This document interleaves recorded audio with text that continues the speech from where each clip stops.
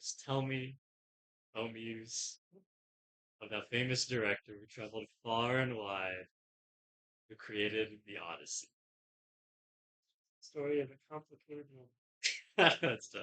Um, okay, so I think we'll just start with our spoiler-free overall thoughts or impressions.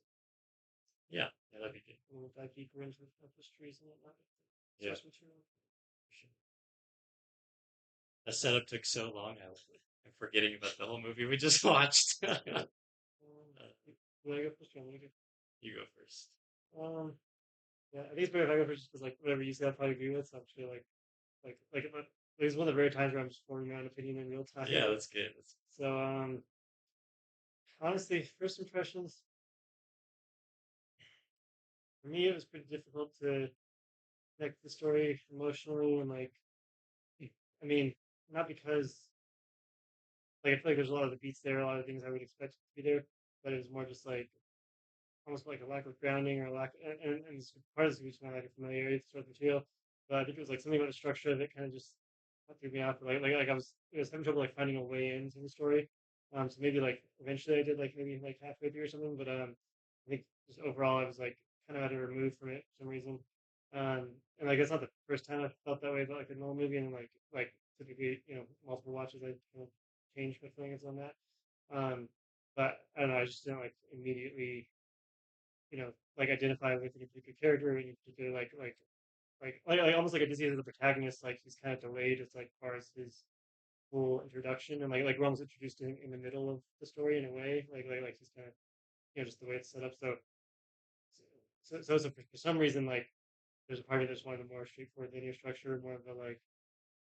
I mean, we got those flashbacks, I guess, to like him and his wife, and like when Tom Holland was young and stuff.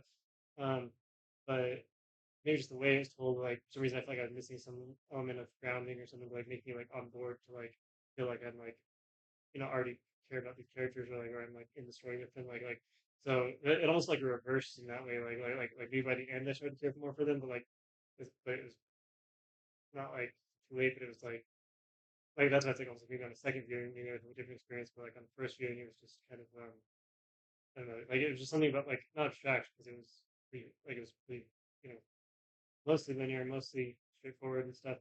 But it just wasn't like I don't know. It's almost like the three act structure, like the hero's journey of it, or like something about it. I feel like was not what I expected it to be, and so like maybe that's what made it harder for me to go to. Um. Anyway, so I kind of have trouble like actually saying how I felt about it, like giving a strong opinion on it. But it was just like it wasn't like super deeply emotionally invested, like as far as the actual like storytelling, characters and stuff. And so if you can talk about the technical aspects as well, obviously. I guess that was just my first impression. Were you more deeply connected to, like, even just a little bit, to like the protagonist in Tenet than Odysseus? I mean, that is funny because yeah, not like it's funny because yeah, the thing about Nolan as a writer is like that's the one we'll go into more too, I guess later. But like some people would argue that he has weaknesses as a writer. Um, and in this case, in some ways, I think adaptation benefits him because like for example, Tenet, like that is his original story, and it's as much transparently thin characterization and stuff a lot of the time. Like it's much more about the concept or theme or whatever abstract elements or ambiguous. Like it's much more about like the you know things other than the characters and plot. I feel like is what's like interesting in that movie. So like in Oppenheimer and this, like I feel like he's in some ways they're kind of connected. There's some similarities between this is like an Oppenheimer protagonist. Um, I guess I'd say this is a little bit stronger morally or more, Sure. like he's not as uh, There's a lot more too. Yeah. yeah, he's not as opaque, I guess. Um, but I don't know. I guess I think on paper he's definitely a much better, more interesting character probably than like the protagonist, for example. Like he has more stakes, more to care about, more history, more everything. And I did like I think Matt performance a lot. Like I think he like helped make him feel relatable or real or like help him seem like a person I could understand. Um, anyway, so yeah, so it's not so like I'm not trying to be too critical, just like I'm still like kind of figuring it out how I felt about it. Um, but yeah, it was one of those like and I don't know if the presentation also had an effect too because it was so loud. It was so like, or that like I almost want to see it more and look at quieter, like just normal theater now. Like just compare it, and, like maybe I can focus more on like the dialogue, like less on this spectacle or the overwhelming, you know, auditory or visual. sensory experience, and more on the story. Like next time I watch it. But anyway, I guess that's all I'll say. Really good. Yeah. Good times. Yeah, I told you a little bit before, Mhm, like how I just finished reading the book today, and how like I didn't love the book. mhm, I definitely like appreciated it, like mhm, especially coming out back then. mhm, It is impressive for the time. It came out now. It didn't have the title or Homer attached to it. mhm, It'd be like no one would really pay that much attention to it. mhm, Uh, and so it definitely was like going into this movie with high hopes that they couldn't mess it up too bad, or Nolan couldn't, mhm, because the book, like, there deserves to be a more like modern adaptation, just trying to improve on more ideas about the hero's journey, mhm, or just like flesh out Odysseus more. Because in the book, he's not. Yeah, he's also like that in the book too, but even less so. Like, not super fleshed out. Like, you're not mhm, superly like you're not greatly like emotionally attached to him. mhm, I mean, you care for him and you're rooting for him because he's doing these epic feats. He's the protagonist. But yeah, it's not really towards the end that you really care for Odysseus in the book either.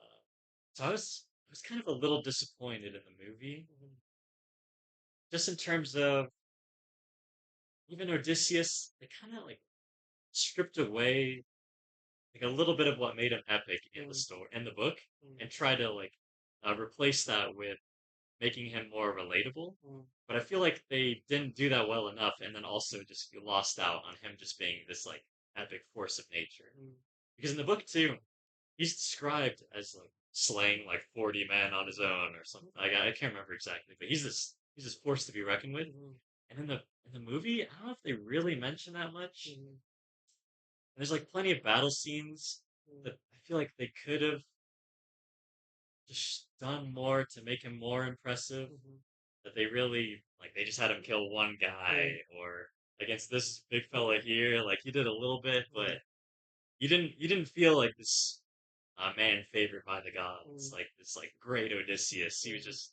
he was just like, oh, he's cunning, like mhm, that's all, and mhm, he's this leader. Like it was just not that impressive. mhm, And in general, like I was kind of disappointed too. There's just a lot of themes and ideas that are really cool in the book, actually. That probably are my favorite parts.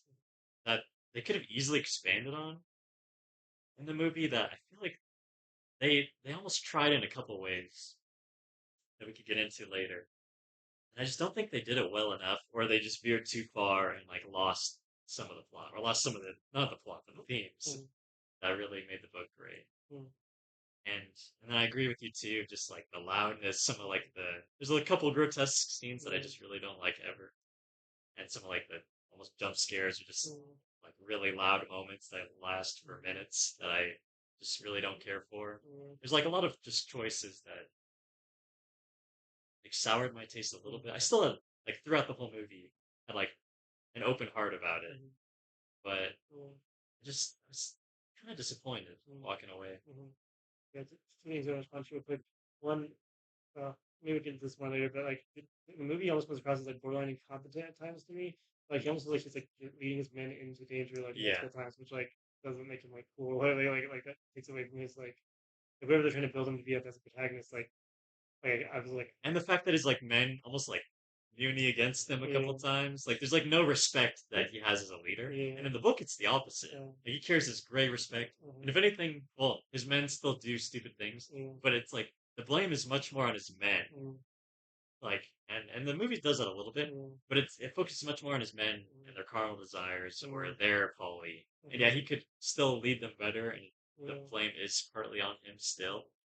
But it at least shows him as more valiant and like, yeah, oh, there's a reason why the gods favor him and will let him mhm, live, and not his men, mhm, because they're the ones making more mistakes than mhm, he is. And the movie, I feel like, didn't do that well. yeah. Because in that sense, it all goes on like it's a little too deconstructionist of like is he really like was he really fighting the war for the right reasons or was it worth the cost of war like all these like deep PTSD psychological blah blah like existential kind of questions but it's like that's not something that like helps you root for him like at the end you're supposed to root for him to come home but I feel like that's kind of muddled by it's like should he come home like it's almost like I don't know like it almost like takes away from the like what's supposed to be inspiring about the story, or what's supposed to be like moving, is like kind of undercut by the despite all his like mistakes or just like like it almost seems like he did more damage than he could. Like it's almost like a movie like doesn't make it clear enough that that's not the case, which like I think it's not supposed to be the case, but like it's the feeling enough because like it even reflects in like the Trojan War and like how it just like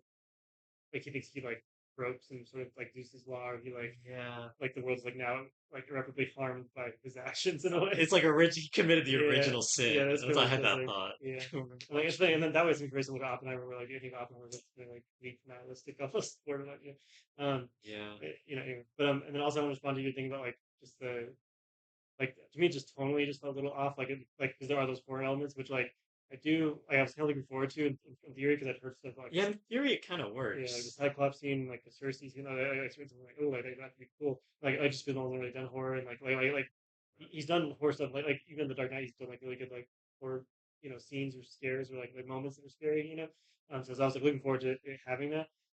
But I think overall, like the tone just felt too oppressive. Where I was like I never felt that hopeful, inspiring. Like we're on an adventure. Like this is epic, or this is Oh yeah. like the awe, or like 'cause he's done that Interstellar even has that like moments of just like awe in nature and the ferocity of like the gods should be these like really amazing spectacle moments, but instead it just has like kind of dark depressingness to it, and like just like the harsh just the music there are a lot of things that weren't really that I was expecting in like a negative way when it comes to like the score and the I think Yeah. I certainly I agree. There's maybe two songs or two tracks that I like when I was paying attention. I was like, oh, these fit really well. yeah, There's a couple when he was maybe back home, yeah, but by and large, most of it was just jarring, yeah, or it just felt like too harsh yeah, for essentially like a fantasy, like a mhm, fantastical story. Like mhm, it doesn't need to be like whimsical the whole mhm, time, or even whimsical at mhm, all. Um, but yeah, just it felt too. Soundtrack felt too like way too yeah. modern. And one thing I don't know if you've really seen. I think it's like when he's like a flashback or it's something where it's like him and Agamemnon and it's like they're like leaving I don't know if it's before the war. Like there's some scene where it's like I don't know if he's or maybe it's when Agamemnon leaves like his ship and then like who's still on the beach with his men or something. Yeah, Like after it might be that scene. There's one scene where it's like the sound design almost like it makes almost seem like off because like it was just so loud that it was just like bass and like there was no sound.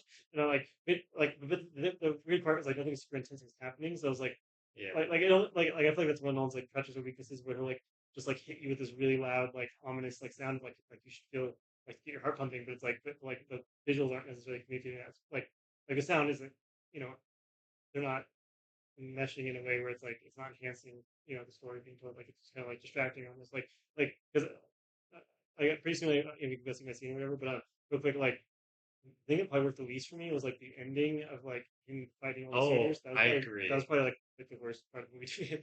Yeah, I all right. mean, as far as No, fair enough. like especially being the climax, like because again, it did not feel heroic to watch him like kill all of them, which Yeah. like I feel like that's a problem. Like unless that's like the original story, but Well, that's maybe we could get into that a little yeah, bit right okay, now. yeah, that's like The book does have him like just slaughter suitors, yeah, but what's odd is I guess we can touch on this briefly. mhm, The story does like to its credit, like Nolan does try to set up like his flashbacks. It does try to like actually make him grow more than he does in the book, in mhm, my opinion. With the flashbacks of Troy, mhm, and he's like, wow, this like devastation is terrible for yeah, this war, and you see him like kind of just mourn over it. Be mhm, like I'll take responsibility for that. Like I'm a mhm, changed man now. But then he's still, it's like there's that final scene with the suitors, yeah, and he like doesn't even give him a chance. It's like, yeah, wait, did you grow at all? Because yeah, in the book, he actually like shouts to them all before he mhm, starts firing. He's mhm, like whoever supports me, mhm, like I'll give you a chance, like yeah. submit to me. He didn't even do that to me. Like it's a very simple thing. Yeah, I was like, surely at least one guy was like still on his I side. know. And at the end, like there's like 10 guys, I Mhm, guess, who like bow uh, to him, but uh, I don't know. It felt kind of silly. It's just like he's supposed to be this changed man, yeah, and he still just goes on slaughtering them uh, like without a like uh giving them any heads up, without yeah. trying to spare them. Yeah, just this whole plan, like I'm curious how it plays out in the book, like this whole plan of like pretending to be a beggar and stuff, like and not telling his wife, or I mean, I guess she wasn't on it anyway. I could tell, but Yeah, anyway, things were a little bit different in the yeah. book.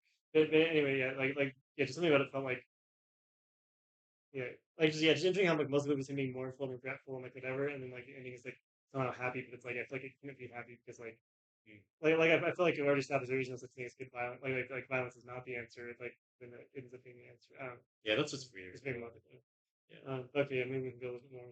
Like we can, like good guys split into every other Yeah. character. Yeah, let's start. Let's go like scene by scene. Yeah. What is the beginning? I'm like forgetting. Uh, Is it just the Trojan horse at the beach? yeah. Well, it's just like Travis Scott, like he's like a horse, Oh, and space, he's and retelling the story. yeah, and it's just like Tom Holland's face and like I don't know, like because it's supposed to be like they've heard it a bunch of times, right? Or it's Yeah. like it's almost, and Yeah, like I'll say about that beginning scene, yeah, the feel of it I also did not enjoy. yeah, It felt too almost fast and yeah, too loud as well, I mhm. guess. Just and with like Tom, sorry, not Tom Hardy. Is it Telemachus? Like a Telemachus. scene. Telemachus Odysseus' son, Mhm, and then Penelope, his mhm, wife. Like they both just have like a couple dialogue lines or just mhm, like her shouting. yeah, Just the beginning, I like was not invested or I was not mhm, sold by mhm, just them like kind of like freaking out at the beginning and just yeah, like oh like woe is us mhm, like it, I don't know it didn't really work for me yeah. this beginning. Yeah, there's something about how like claustrophobic that it felt, and like Oh, it just did. like the way it's lit, and like everything's was so dark, and and I got really kind of like sort of tired of that like look of the indoor like the candlelight, I wanted more of like a sense of like here's where they live, here's what Yeah, their more like lives, grandeur, almost like overhead shots of the whole yeah, city, maybe too. yeah, almost like a brutal like a yeah, like it's that thing of like show us what's worth saving about this kingdom, like what's magnificent and great about this kingdom, That's a versus good point. like it feels more like because at the end he's like, oh, you've been feasting, you've been doing this, like all this debauchery or whatever, but it's like I don't know, like I never got a sense of like where's the heart of it, like where are the good people in this. But like I mean, I guess the only sympathetic character is like yeah, There's like three of them. yeah, yeah. Yeah, It's like but it seems like everyone else is like more like evil, so it's like and I don't know, which again, there obviously there's been some decay, like in all times and gone, but like there's just no like there's no like future, there's no children, like we see that like these are who we have uh, to protect, these are who we have to say. I don't know, like a little bit of establishing any of that, I feel like would have gone a long way. Like especially if he is their.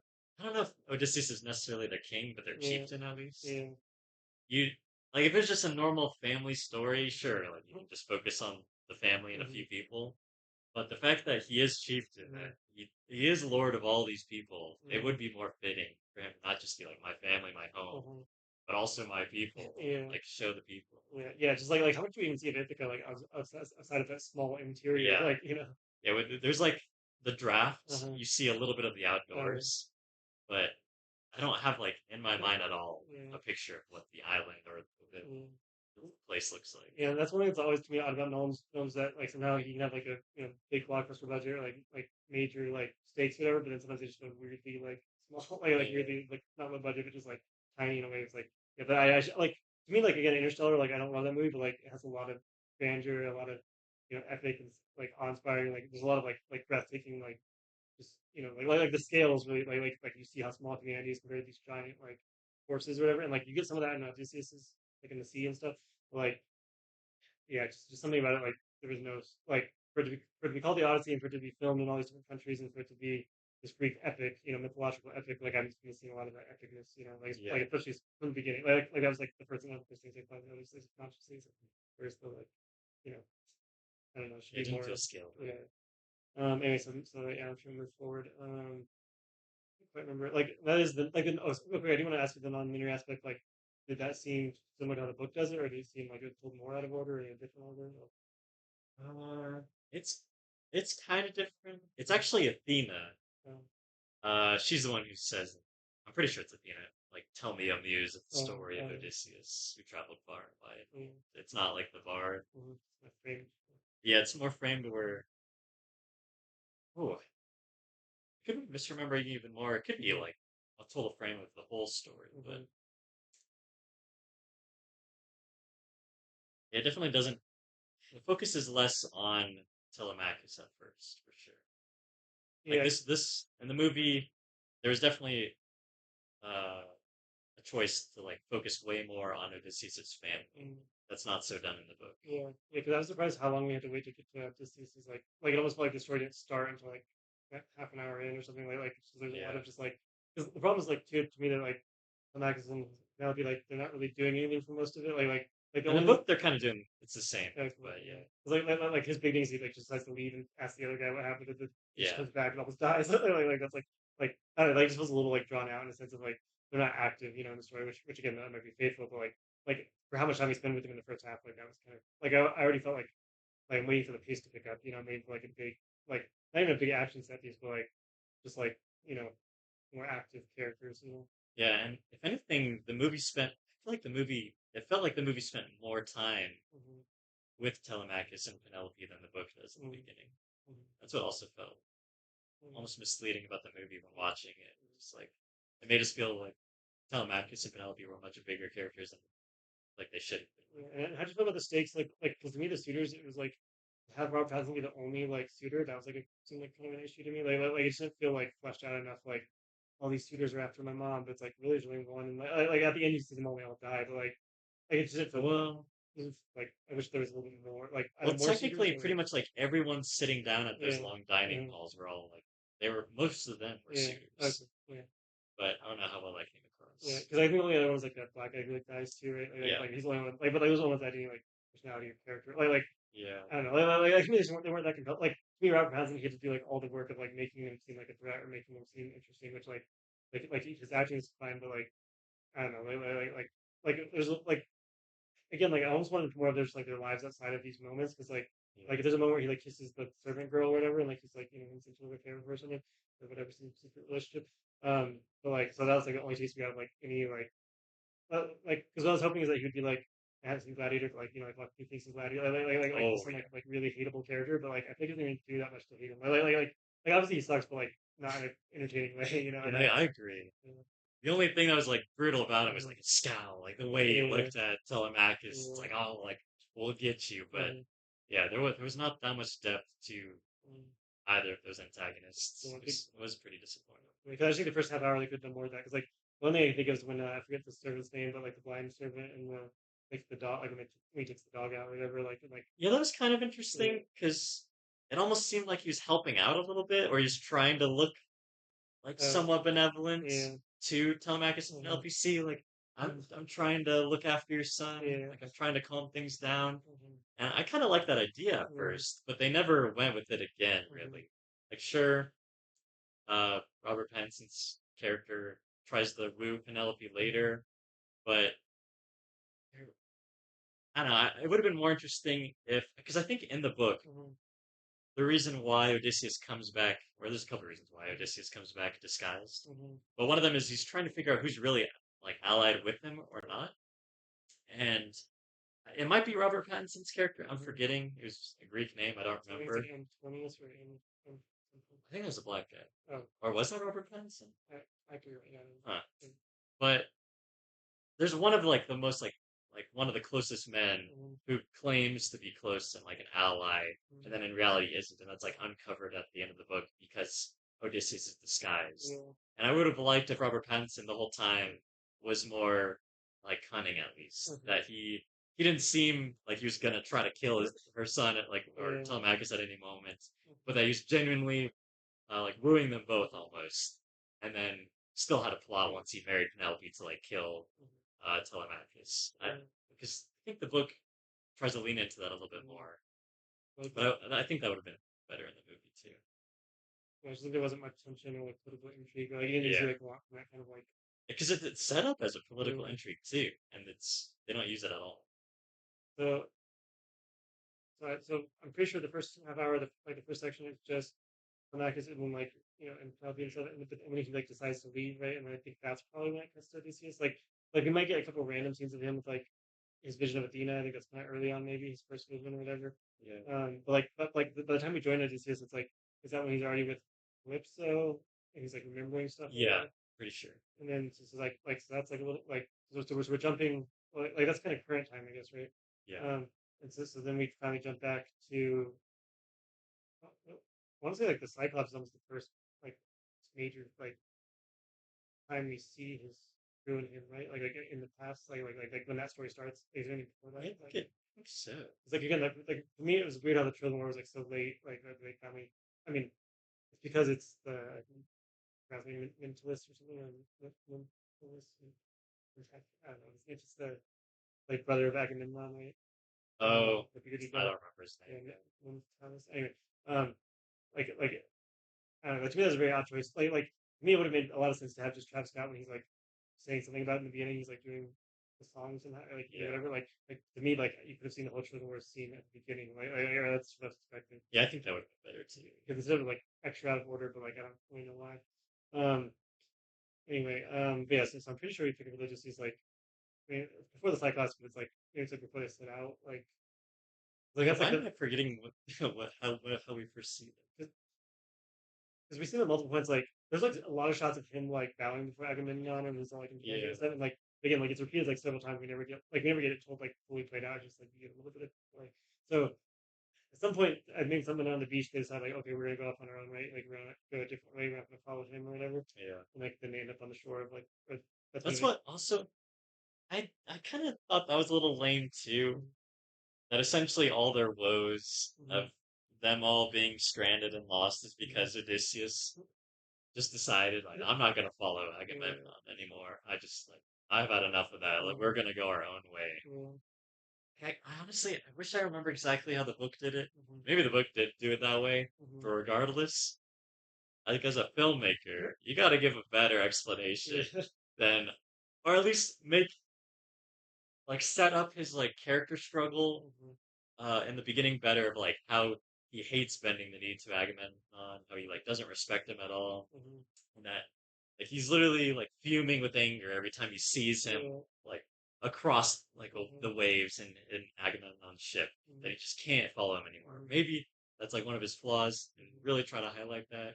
But it just felt kind of random that yeah, Odysseus was just like yeah, like I don't want to follow him anymore. mm-hmm, Like I know when he was talking with Penelope, I guess that was an earlier flashback early in the movie mm-hmm. when he was talking with Penelope before being sent off to the Trojan War. How just maybe he didn't have that much faith in Agamemnon, Mm-hmm. but it felt a little too easy Mm-hmm. just to be like we're stranded. All these woes are just because I decided I wanted to go a different direction. Mm-hmm. Like, 'cause I feel like visually he's set up to be like kind of an antagonist or be Yeah, like really intimidating, but like he was. he doesn't interact or speak with him at all until the Hades scene, and then he's like already dead. He doesn't Um, do anything in the whole movie. yeah, so it's a very odd It was such a yeah, waste. yeah. It's like there could be a really interesting relationship with like him and his king. I would have even liked in that Trojan War flashback Mm-hmm. where the gates are open and Yeah, you see Agamemnon in his mm-hmm. imposing armor. Yeah, I would have at least loved to see him like fume with like battle yeah. rage and like slaughter some Mm-hmm. uh are they called Trojans?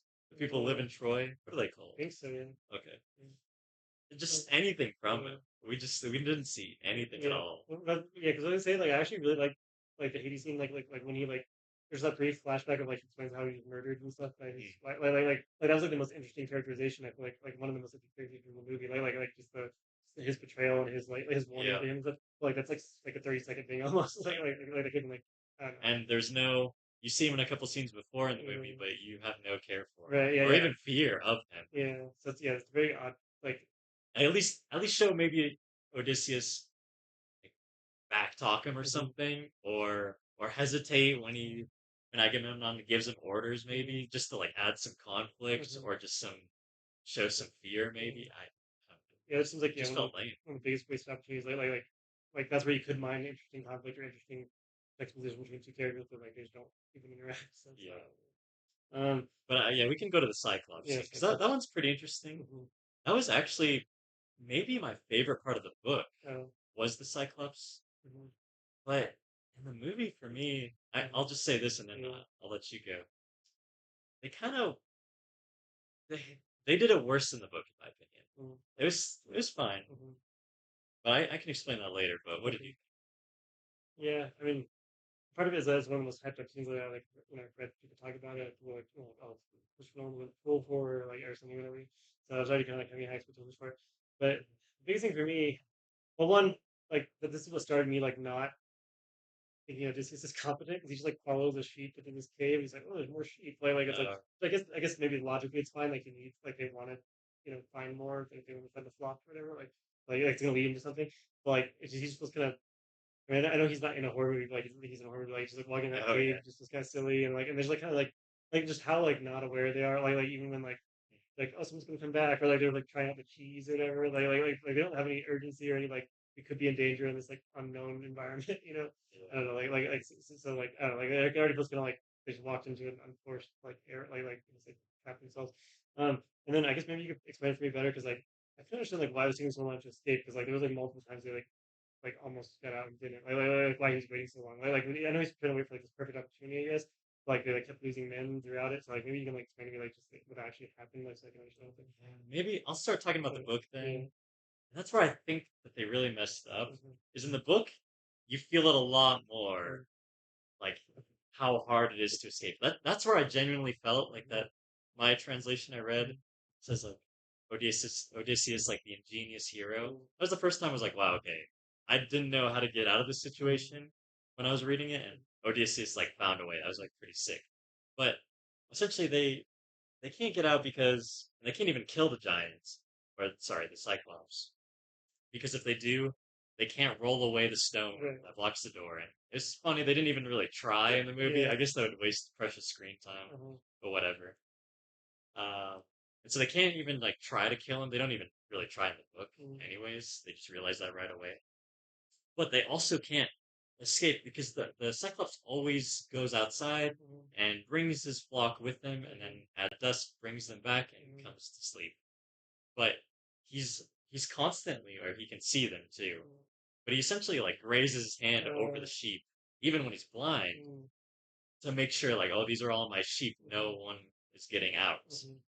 And because he's a lot more intelligent in the book. He actually Mhm. talks like a human Yeah. being instead of not talking at all and then kind of blubbering at the Yeah. end. And so they're really trapped just because Mhm. I maybe in the book a couple of people try to escape, Yeah. kind of how they do in the movie, and Mhm. he just takes like Mhm. they just can't. Like, Cyclops is pretty like smart, if Mhm. anything. But what's cool in the book Mhm.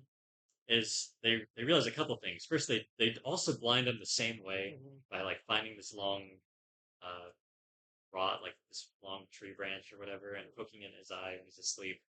And that's what causes him to be blind, and that's what gives him like a better opportunity to escape because when the Cyclops lets his sheep out in the morning, Mhm. they all like hide underneath the sheep. They literally Mhm. like grab the underbellies of the sheep, Mhm. and the sheep carry them out, Mhm. and that's how they escape. Mhm. And like that was Odysseus's idea, is like Mhm. genius. Mhm.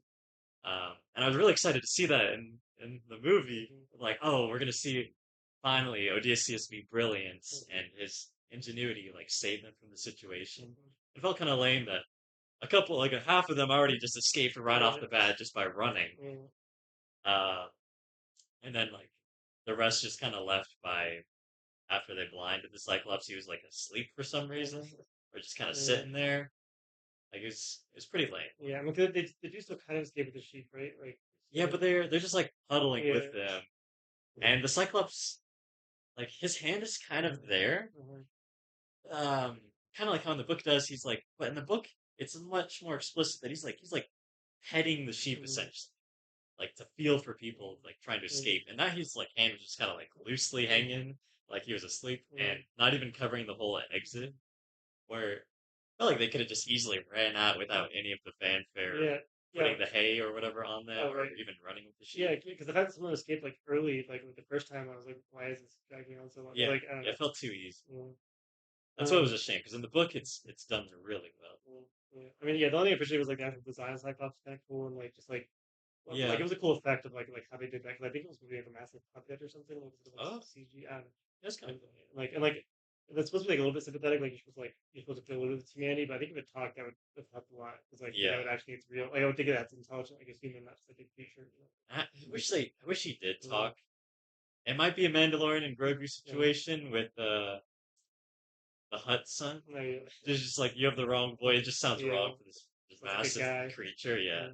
But if you just gave him some deep Mm-hmm. voice actor, it would have been so great because he talks kind of brilliantly. And in fact, when he comes home, like Odysseus, he kind of looks like a. That's what I don't like too. Odysseus just looks stupid half the time Mm-hmm. because he tells his men they're gonna all honor the law of Zeus or whatever they Yeah. call it, just like this law of hospitality. Mm-hmm. And the Cyclops just like immediately gobbles him up, and it's like, well, aren't you stupid, Yeah. Odysseus? But in the book, like he actually talks to the Cyclops Mm-hmm. before he starts eating people, Mm-hmm. and it's after a while that Cyclops explains like I am like shunned by the gods, like I don't obey them anymore, and that's why he disobeys like Zeus's law. of hospitality and just starts eating them. Whereas, because there's a precedent earlier in the book where they've been going to other islands for food and for rest, and like they are welcomed in Mm. because of this law of hospitality. So you kind of lose that, Yeah. obviously, in the movie. Oh, yeah, because when does that scene take place where they're like burning and pillaging and like he's like talking to that guy? Mm. Like, who speaks a different Yeah. language? Like is that before? And like I don't remember. yeah, yeah. It might have been before. Yeah. Like I'm trying to think so in the book does the cycle like chase them down the mountain like into the ocean and all? Like He like kind off of, the island? it's well, actually, he doesn't chase him. Like how they did it was kind of okay, Mm-hmm. but they actually all escape Mm-hmm. without the Cyclops noticing, and they all get to their ships without the Cyclops noticing. But how the book does it is like Odysseus is like angry about his loss to men Mm-hmm. and literally like shouts from his ship to where the Cyclops cave was, which obviously in the movie maybe would be too hard to do Mm-hmm. realistically.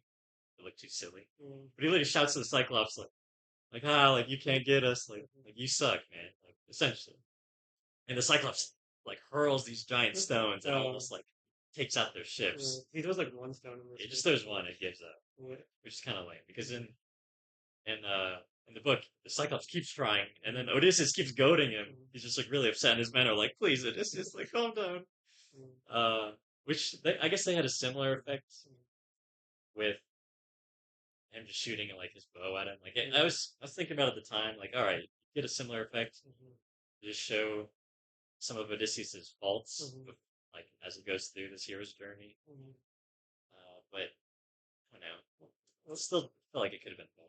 I think what bothered me later on is like I felt like that was the first of like at least three times they get like chased off an island and like they're like drowning, Yeah, they get their shit. yeah, it felt Yeah, too really redundant. repetitive. Yeah. Yeah, and Like that's what I didn't like. Is mm, it just felt too easy? Like, oh, lost a couple men here, mm, lost a couple men yeah. here. Mm, Because after the Cyclops, is that when you get to these guys? I think before or after the Cersei scene. Can't remember. I think that is before. That is before Cersei, because it's on Okay. the same island. Uh, They meet those giants on the same island as Cersei's island, okay. but they just like go around Uh, different sides for sure. but yeah, we can jump into that because I was gonna say like that little kid that they found in like, the army and stuff. Yeah, That that's sounds really great. solid. Yeah, it Like felt weird. yeah, and again like it almost like cheap horror like Yeah. Oh, it creepy did. It shit. did feel like a horror Yeah, aspect. like every single time it's just like, well, I guess something's gonna go wrong. Anytime they just wander in an area, they're gonna encounter something and immediately everything will go wrong. Like it just felt like Yeah. there's not enough suspense of like because we were talking about the book of like they're welcomed by like a lot of people and stuff. Like I'd like to see more of like just a balance tonally of like not everything is just like a horrific thing that happens. You know, I don't know. It also felt just too cheap that Yeah, as soon as the kid wanders off, these giants just like appear yeah, battle ready, like 10 feet yeah. away. Like how they depict in the book like single. You They're not in the book at know? all. That's like unless I'm really misremembering something, those guys, to my knowledge, weren't in the book. At least not in Yeah. that point.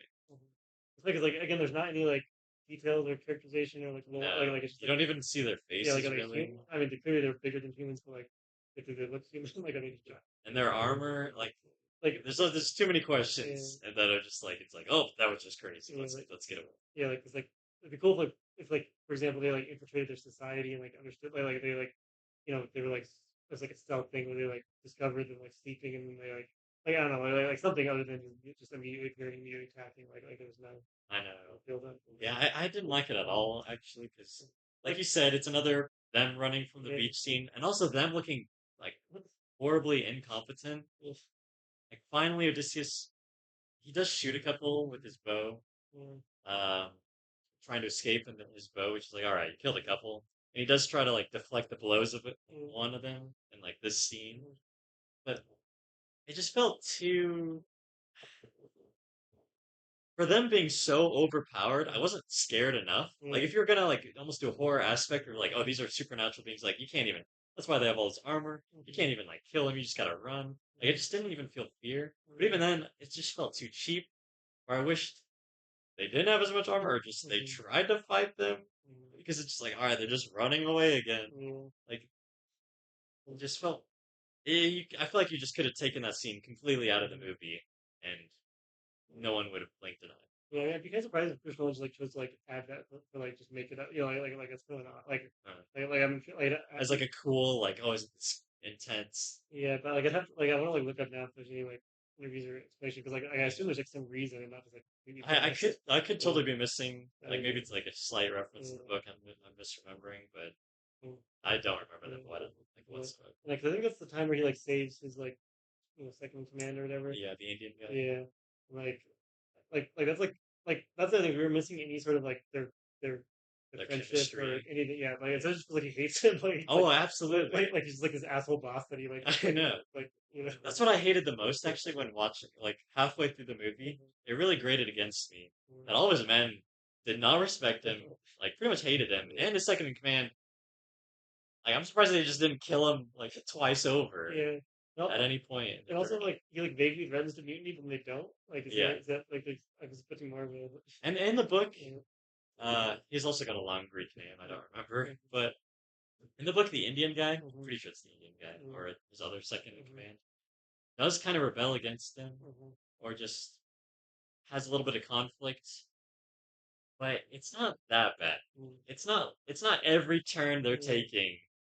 They're like, well, we'd be perfectly fine if it wasn't for you, Odysseus. If anything, it's they're the ones fumbling, mhm, and Odysseus is trying to get them out of it, trying to mhm, save them, and he makes a couple mistakes too. But I hate that Indian guy. Like pissed me off so badly. mhm, Like, all right, this doesn't feel real. Like you're just here just to like annoy us and annoy mhm, Odysseus. Like you're not even a real like I don't know comrade of mhm, his. You know, there doesn't feel to be like any history between mhm. them.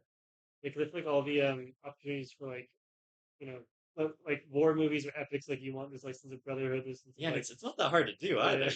You like you have this Trojan War, you have this like hardship that they go through together, and then they're like, oh, we got out of that, right? And then it's like instant bond yeah that you get to show on screen. mhm, They never really had that besides him mhm, like saving his second in command, mhm, but then like a scene later, mhm, he's like back talking Odysseus again, yeah and it's like, all right, yeah. So and I want to let you keep going over like so maybe we'll go to Suicide next. But real quick, I just for some reason I think about like you're talking about like the bonding through war and stuff. Like I think like a lot of the problems with the movie, like a lot of them have to do with the Trojan War scene and like because I saw it out of context like in the preview thing like heard me 6 months ago, and that I was like actually kind of enjoying it because it was like had this like kind of like menacing intensity to it. There's like some level of like this is like scary or this feels like intense or whatever. Like especially the shot like when the doors open, you see Agamemnon. It's like oh, that all this stuff got me excited like out of context. oh, But then in context, like wait, like where's the moment of like again, it just feels like too postmodern and deconstructionist or something where it's like there's no celebration of the victory. There's no yeah, like it's all like it's literally all about like all the bad things, all the cost of war and stuff. But like there's nothing to root for. Like it's like what are they fighting for? What are they protecting? What are they like theoretically for their family or their home or they're like what do they believe in? And it's like I feel like we never get to experience any of that. Like so it's like going back to like his relationship with his men. It's like we're just missing all those moments. Like every single one of those like anything that would build up the characters versus we're only seeing them like be kind of like punished or like it almost feels like the movie the camera's like contemptuous of them in some way like nothing is framed, shot, scored, edited like in a way that's like makes it look cool. Like it's much more just like to like make it look like make them look pathetic or make it look like just like kind of sad. Like I don't know. Like to me like to me there's some virtue. There's some like with the Trojan horse thing. It's like they had to suffer a lot for that. They were like defecating in there and they were like stabbed through it and like they were starving and like silent for days and like uncomfortable. But it's like you'd think that would be like again that's how they would bond. That would be oh like for sure, but like again instead of just like framed as like just this miserable hellish experience like yeah. which it probably was like that But side of it's portrayed but not the other side of it. yeah, it's almost like propagandistic. Like, why are you Yeah, only showing this like one side? yeah, There's this totally real mhm, other side to the mhm. same coin. Yeah, I just feel like that scene like kind of encapsulates a lot of the problems throughout. But yeah, I don't know if you want to go to the Cersei scene now. Yeah, we could do Mhm. Cersei scene. Yeah, Eventually, I do want to wrap back to some of like the messaging mhm. and Oh, also with that like Trojan War okay. like final flashback, but let's do that later. It's kind of like gets brought back up at the end of the Mhm. movie. Yeah, the Cersei scene is kind of cool. Mhm. I don't know. Do you want to go first on Yeah, this? I mean, I have some like book uh, comparisons. 'cause that's another one that was like hyped up for me. Like, oh, it's like never seen something like Oh, this. Or, like really? it's a horror. It's full on crazy. Like whatever. And, like, Huh. and I think the most hype thing was like how did they do the pigs? Like when they initially transformed into pigs, like that was like some special effect they did prop they did. Like it wasn't like CGI. It was like there's some practical they did, which is like I guess that's cool. But I really didn't like it actually, yeah. but I'll Well, okay. I'll say that Yeah, later. but I think it was for me, especially yourself. Oh, 'cause that like this is what kind of uh, ruined it preemptively for me is I heard it compared to like for some reason people said like her performance, the actress, to play Cersei, like the first time I ever just like applauded on a Nolan set since Heath Ledger. Like she, her acting was so good that Same. everyone applauded. I was Like like really? after the break, I was like, oh, What point? and I was like, oh, she's gonna do something crazy, and Yeah. like never did anything crazy.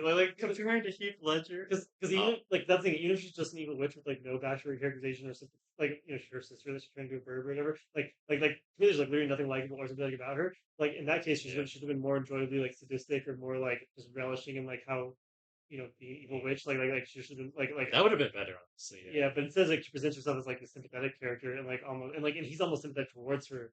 Where like doesn't one of his men say like you should kill her and he's like Yeah, no he's I'm like, not like because it's Jesus law or something I don't know yeah, like yeah, it's very weak. like it almost felt like yeah we should just embrace like evil or like we should just allow like I don't know like maybe respected her on some level or maybe there's some like maybe it's like the whole you need to invite a vampire into their home like maybe it's like because of their foolishness for like taking her food like they were like maybe they bear some responsibility for their own like maybe some position but like yeah it just felt like she either wasn't sympathetic and she also wasn't like cool or evil and like it was just Yeah. there. And I had honestly high hopes for her too. Because in the book, it's pretty different. The movie did a couple of her scenes better, I would say, actually. With Odysseus being on his own Mhm, and like hunting that deer mhm, and like seeing just like a dead human. I thought mhm, that was like really sick. mhm, Because in the book, they don't really do that at all. That mhm. was a good way to like forebode and Yeah, just give him a hint at what's yeah, gonna happen. Just to like help him get out of the situation. I like that. yeah, That's one thing I haven't quite mentioned yet. mm, Well, before that, mm, there is like a slight. It's not a mutiny, but his second in command, they like draw lots, and his second in command go first mm, with like half their men to mm, Cersei's house yeah, because they've already like been burned by the Cyclops. It's like we should be splitting up each time now. And so like Odysseus and his half of the men stay at the ships and wait to hear back, and then like they go and like those half are turned into swine, which is cool. And uh, it is the second in command who's like who survives, who's not turned into a pig, and because of his cowardice, I think essentially, and runs back to Odysseus, and that's when they figure out like, all right, like we need to figure out what to do here. But what's crazy, I haven't. This is what I haven't touched on yet, and what the movie is like really lacking, and it seems like it was a conscious choice. But there's like no use of the gods, hardly at all compared to the book, because before Odysseus and his half of the men go to Circe's house, it's it's not even Athena. It's this other god. It might be Artemis. I'm forgetting. Who literally tells him like Odysseus, you're gonna like go into this enchantress's house. Like I'll tell you how to defeat him. And this god like literally like tells him exactly what to do, and he gives him this charm. It's a charm that he gives him, so that way he could eat Circe's food and not be transformed.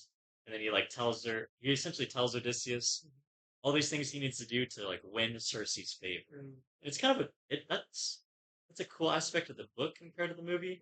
Is once Odysseus does like essentially beat Cersei's game and is not transformed, and he pretty much like holds her in his power.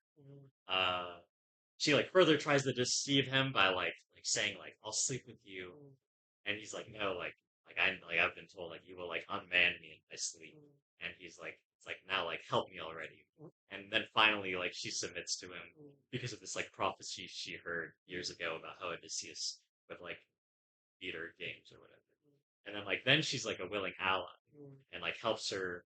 Like she kind of tells a little bit of prophecy as they're leaving, like go to Hades and all this, but she does it like much more willingly in kind of a cool way, uh, because he essentially gains her favor because he's like, all right, she's like, all right, you impressed me, like you beat my games, but they just don't use the gods at all, really. Like they show Athena a couple times, but also I forgot to say throughout the stories, like these like mini adventures, Athena shows up like a lot, not just to like be there, like this vision, but to like guide him or to tell him the secrets of how to complete this next task.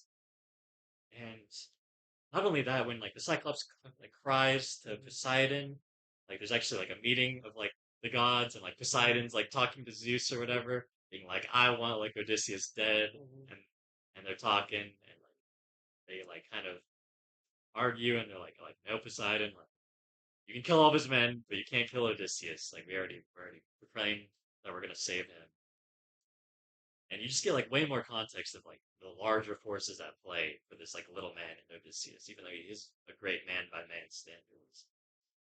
And that just felt kind of it just wasn't here at all. Yeah, yeah, and that is something I was like sort of trepidatious about, like launched a meeting like some of the most fundamental aspects of the story, But yeah, like because it is actually like majorly mhm. fundamental in the book. Yeah, because like you guys like that title card at the beginning, which is the time of the parent magic, and it's like a parent magic, Oh, I missed like that. almost was already skeptical of like the world that Yeah, like allegedly there was magic in this time, like, which is like I mean it could be kind of a fun playful thing, but like to me it's like kind of admitting like we don't really believe, like I don't like Noel doesn't really buy into a lot of the magic elements, like he's trying to find like in interviews he mentioned like well at that time people thought like the wind was God, or basically he's saying like people found evidence of the supernatural in everything, basically is what he said.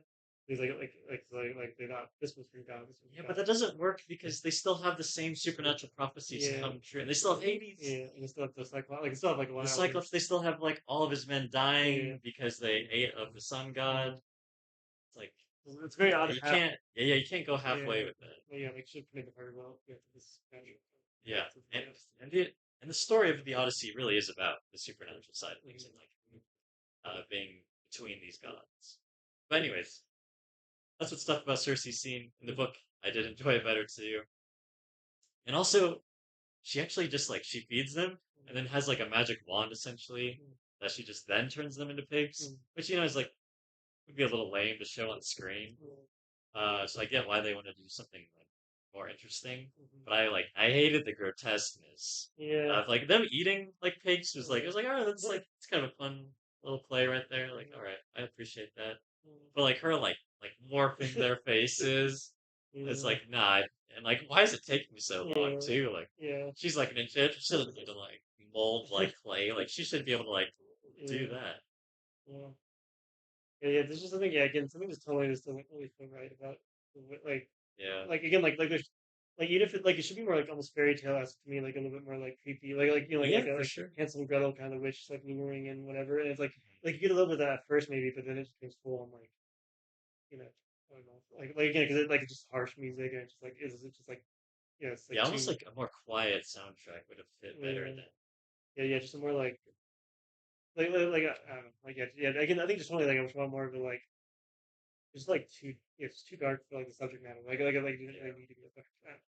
And Yeah. also like some of Cersei's speech, I kind of was like, Mhm. like all right, Yeah. like she was kind of disproving a little bit.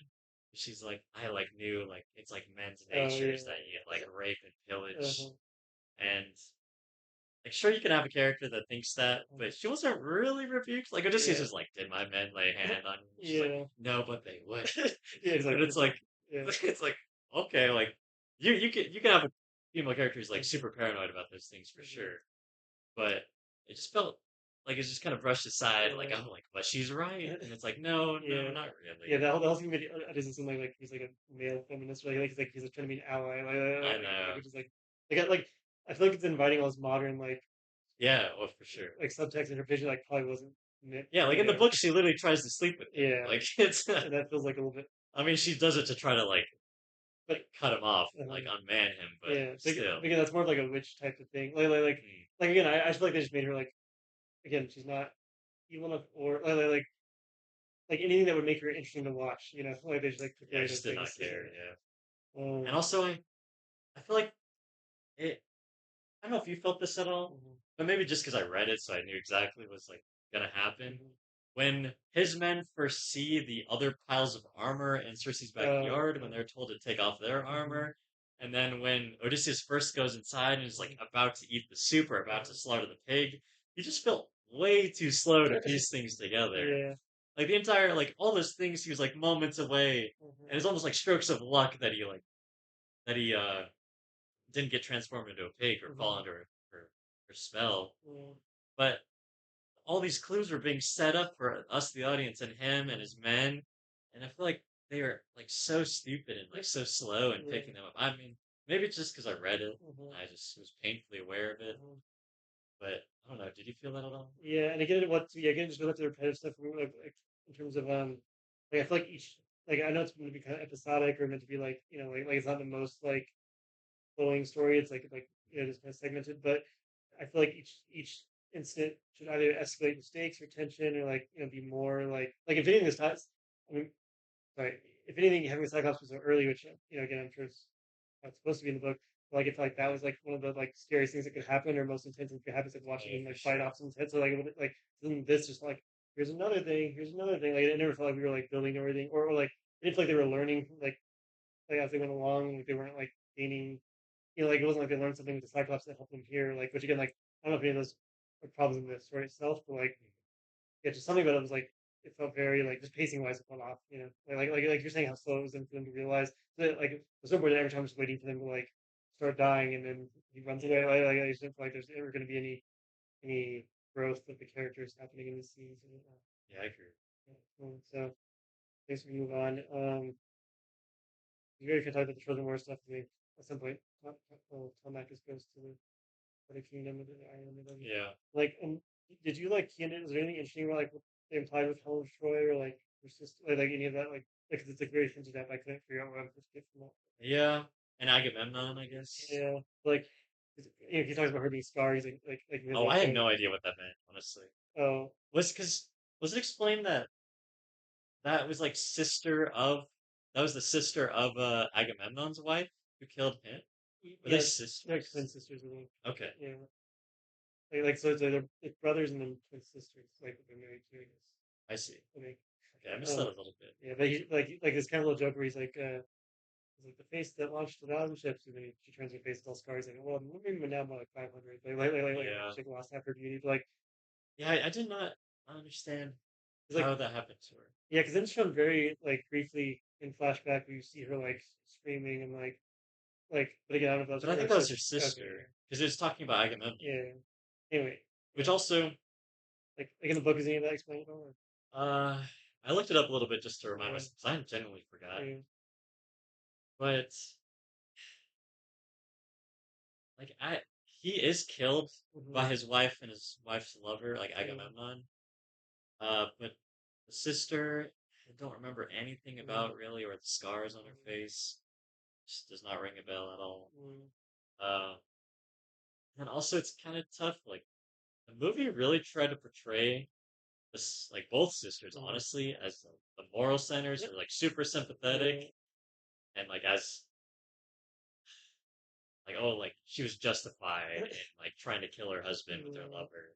It came across like that mm-hmm, for mm-hmm, me. And that just felt so silly. Like even though I can remember, it's like weird because he was set up as this imposing mm-hmm, villainous-ish figure, yeah, but then he kind of wasn't in the end because when uh-huh, he talks in Hades to Odysseus, it's yeah, like oh like they're almost best buds. Like yeah, it's like it yeah, didn't fit at all. yeah.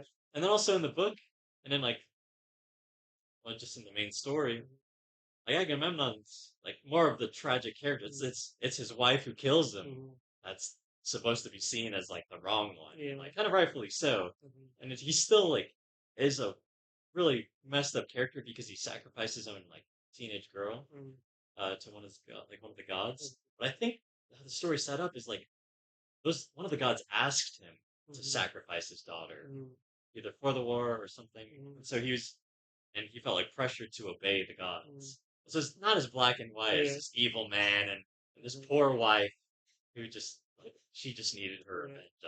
Like the movie set that up in such a weird way. And what's funny is, despite all that, I still felt like more sympathetic than not towards him, Yeah, that's honest. Fair which is enough. kind of Yeah, funny. Like even though they tried to like make him look worse or like not change his skin. yeah. But Yeah, then the fact that like in Hades, Odysseus speaks with them. mhm, It makes him feel more sympathetic there and yeah, not as much of a villain. yeah. It's Like, just like, what is this movie trying to do with this guy? uh-huh. Because he kind of like didn't realize he was dead, or like he didn't really like he just had to like tell him like, by the way, this is what happened to you, or like like he seemed like confused at first. He's like maybe all Yeah, um, yeah, um, and so is the Hades scene the next thing after this first scene? Not like pretty goodness. But it's before the sirens and your work for yeah. I think it is Hades that they could go to. because that's when he Just gets warned like your men are gonna die, they're gonna do this, they're gonna do that. Like yeah, yeah. That is and, Hades next, right? He gets that prophecy in the book. He also gets a prophecy. and, I the whole like Ellen Page's character yeah, uh didn't yeah, really work for me. uh-huh, And also, I mean, book doesn't really do that. I mean, it's fine to yeah, introduce that in the movie, just this blame almost to put on Odysseus for the man that he was, that he now that he needs to grow apart from, and uh-huh, really needs to develop and be more sympathetic towards his men. Like yeah, it's fine to like have one of his dead soldiers be like what did she even say to or he even say to well, yeah. That was just you didn't tell me before, that I was gonna die. yeah, like you lied to me about the whole trip. Like this Yeah, thing.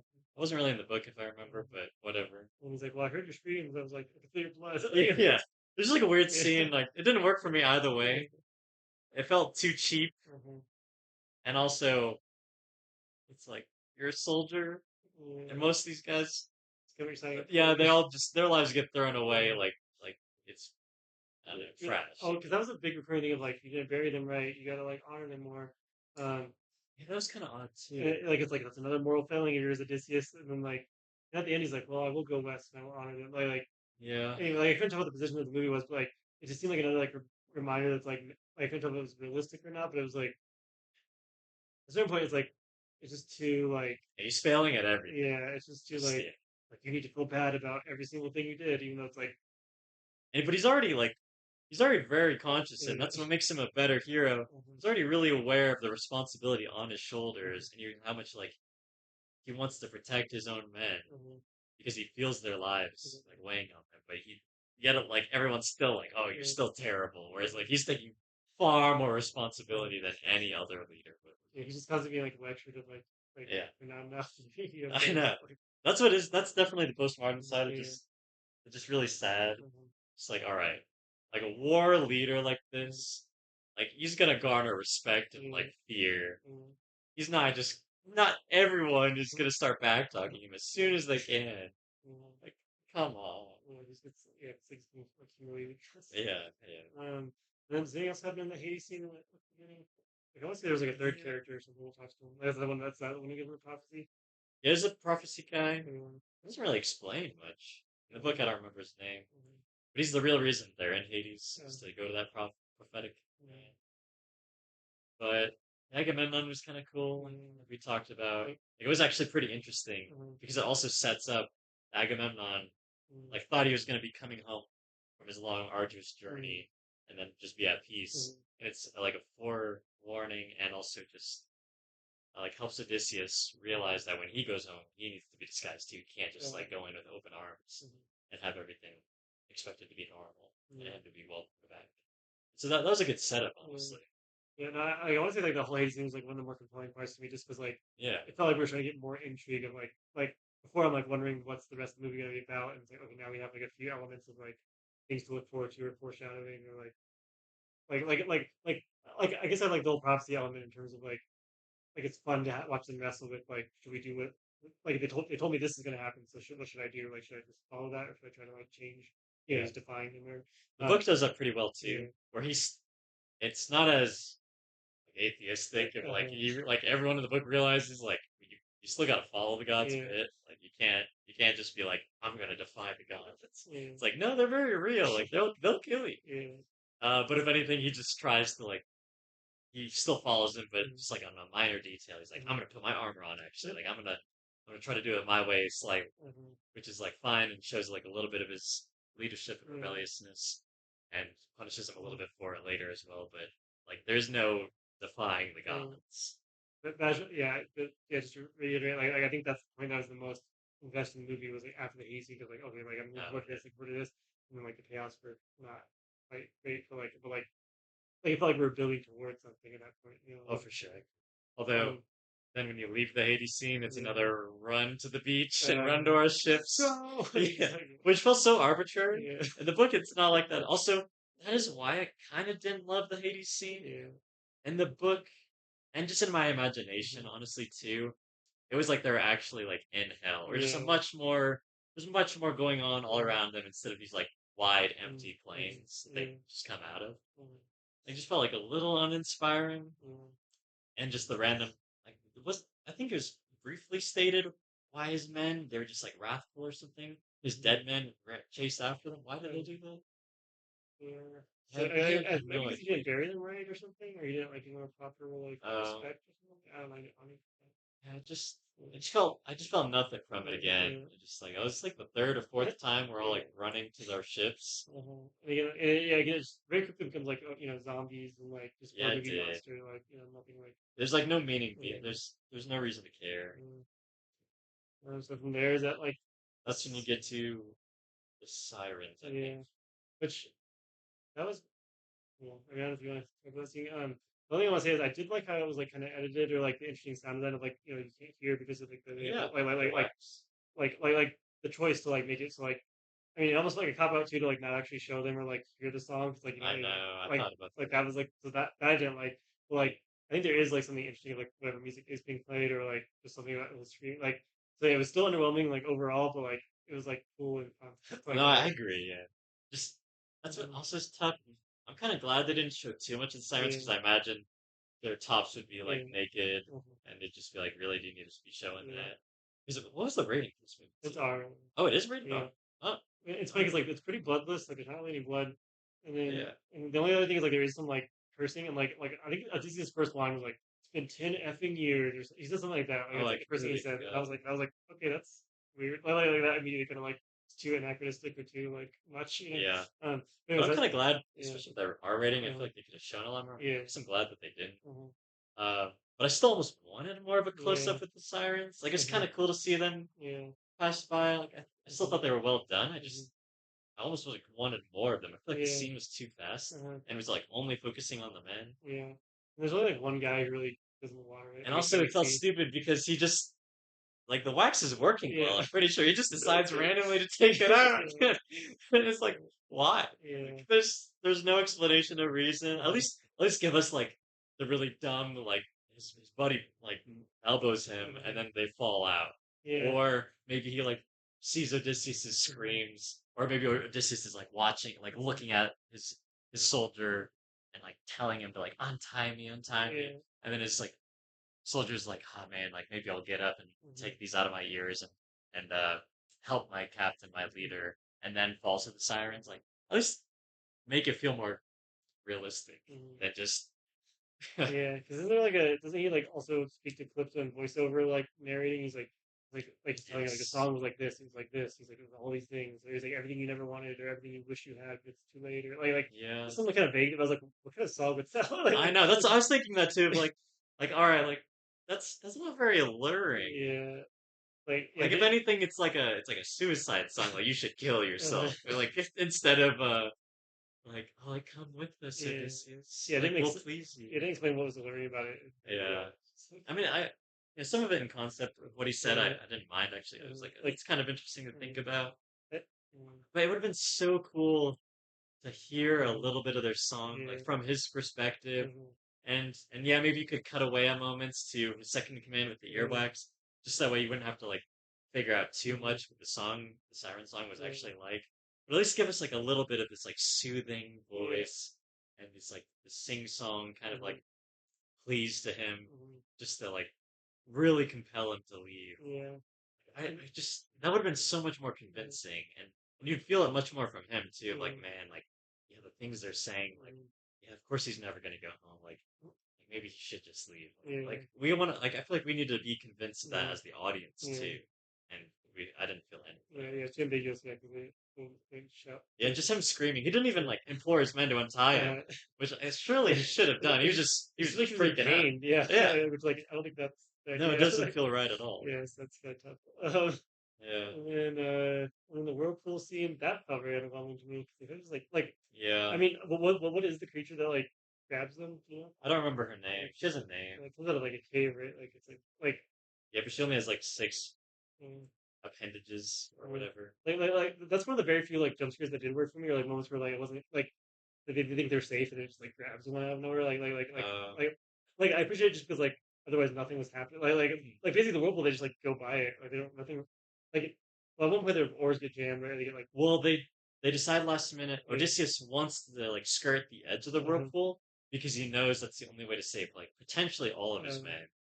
Otherwise, he'll like for sure lose mhm, six of his men going through the narrow channel. mhm, But his men are like freaking out. They're like, "We're not gonna make it." And so mhm, last minute he goes, like he doesn't go through the mhm. whirlpool Uh, and goes down that narrow channel. So okay. it's either So like the yeah. prophecy or whatever was to either go down the whirlpool and Mhm, all of you die mhm, because you can't mhm, even just go to the side of mhm, it, or to go down the narrow mhm. channel and lose six of your Okay. men. It's either or. So they did avoid the whirlpool Yeah, completely. last second. Okay. But, Yeah. but it was confusing when I Yeah. was watching it.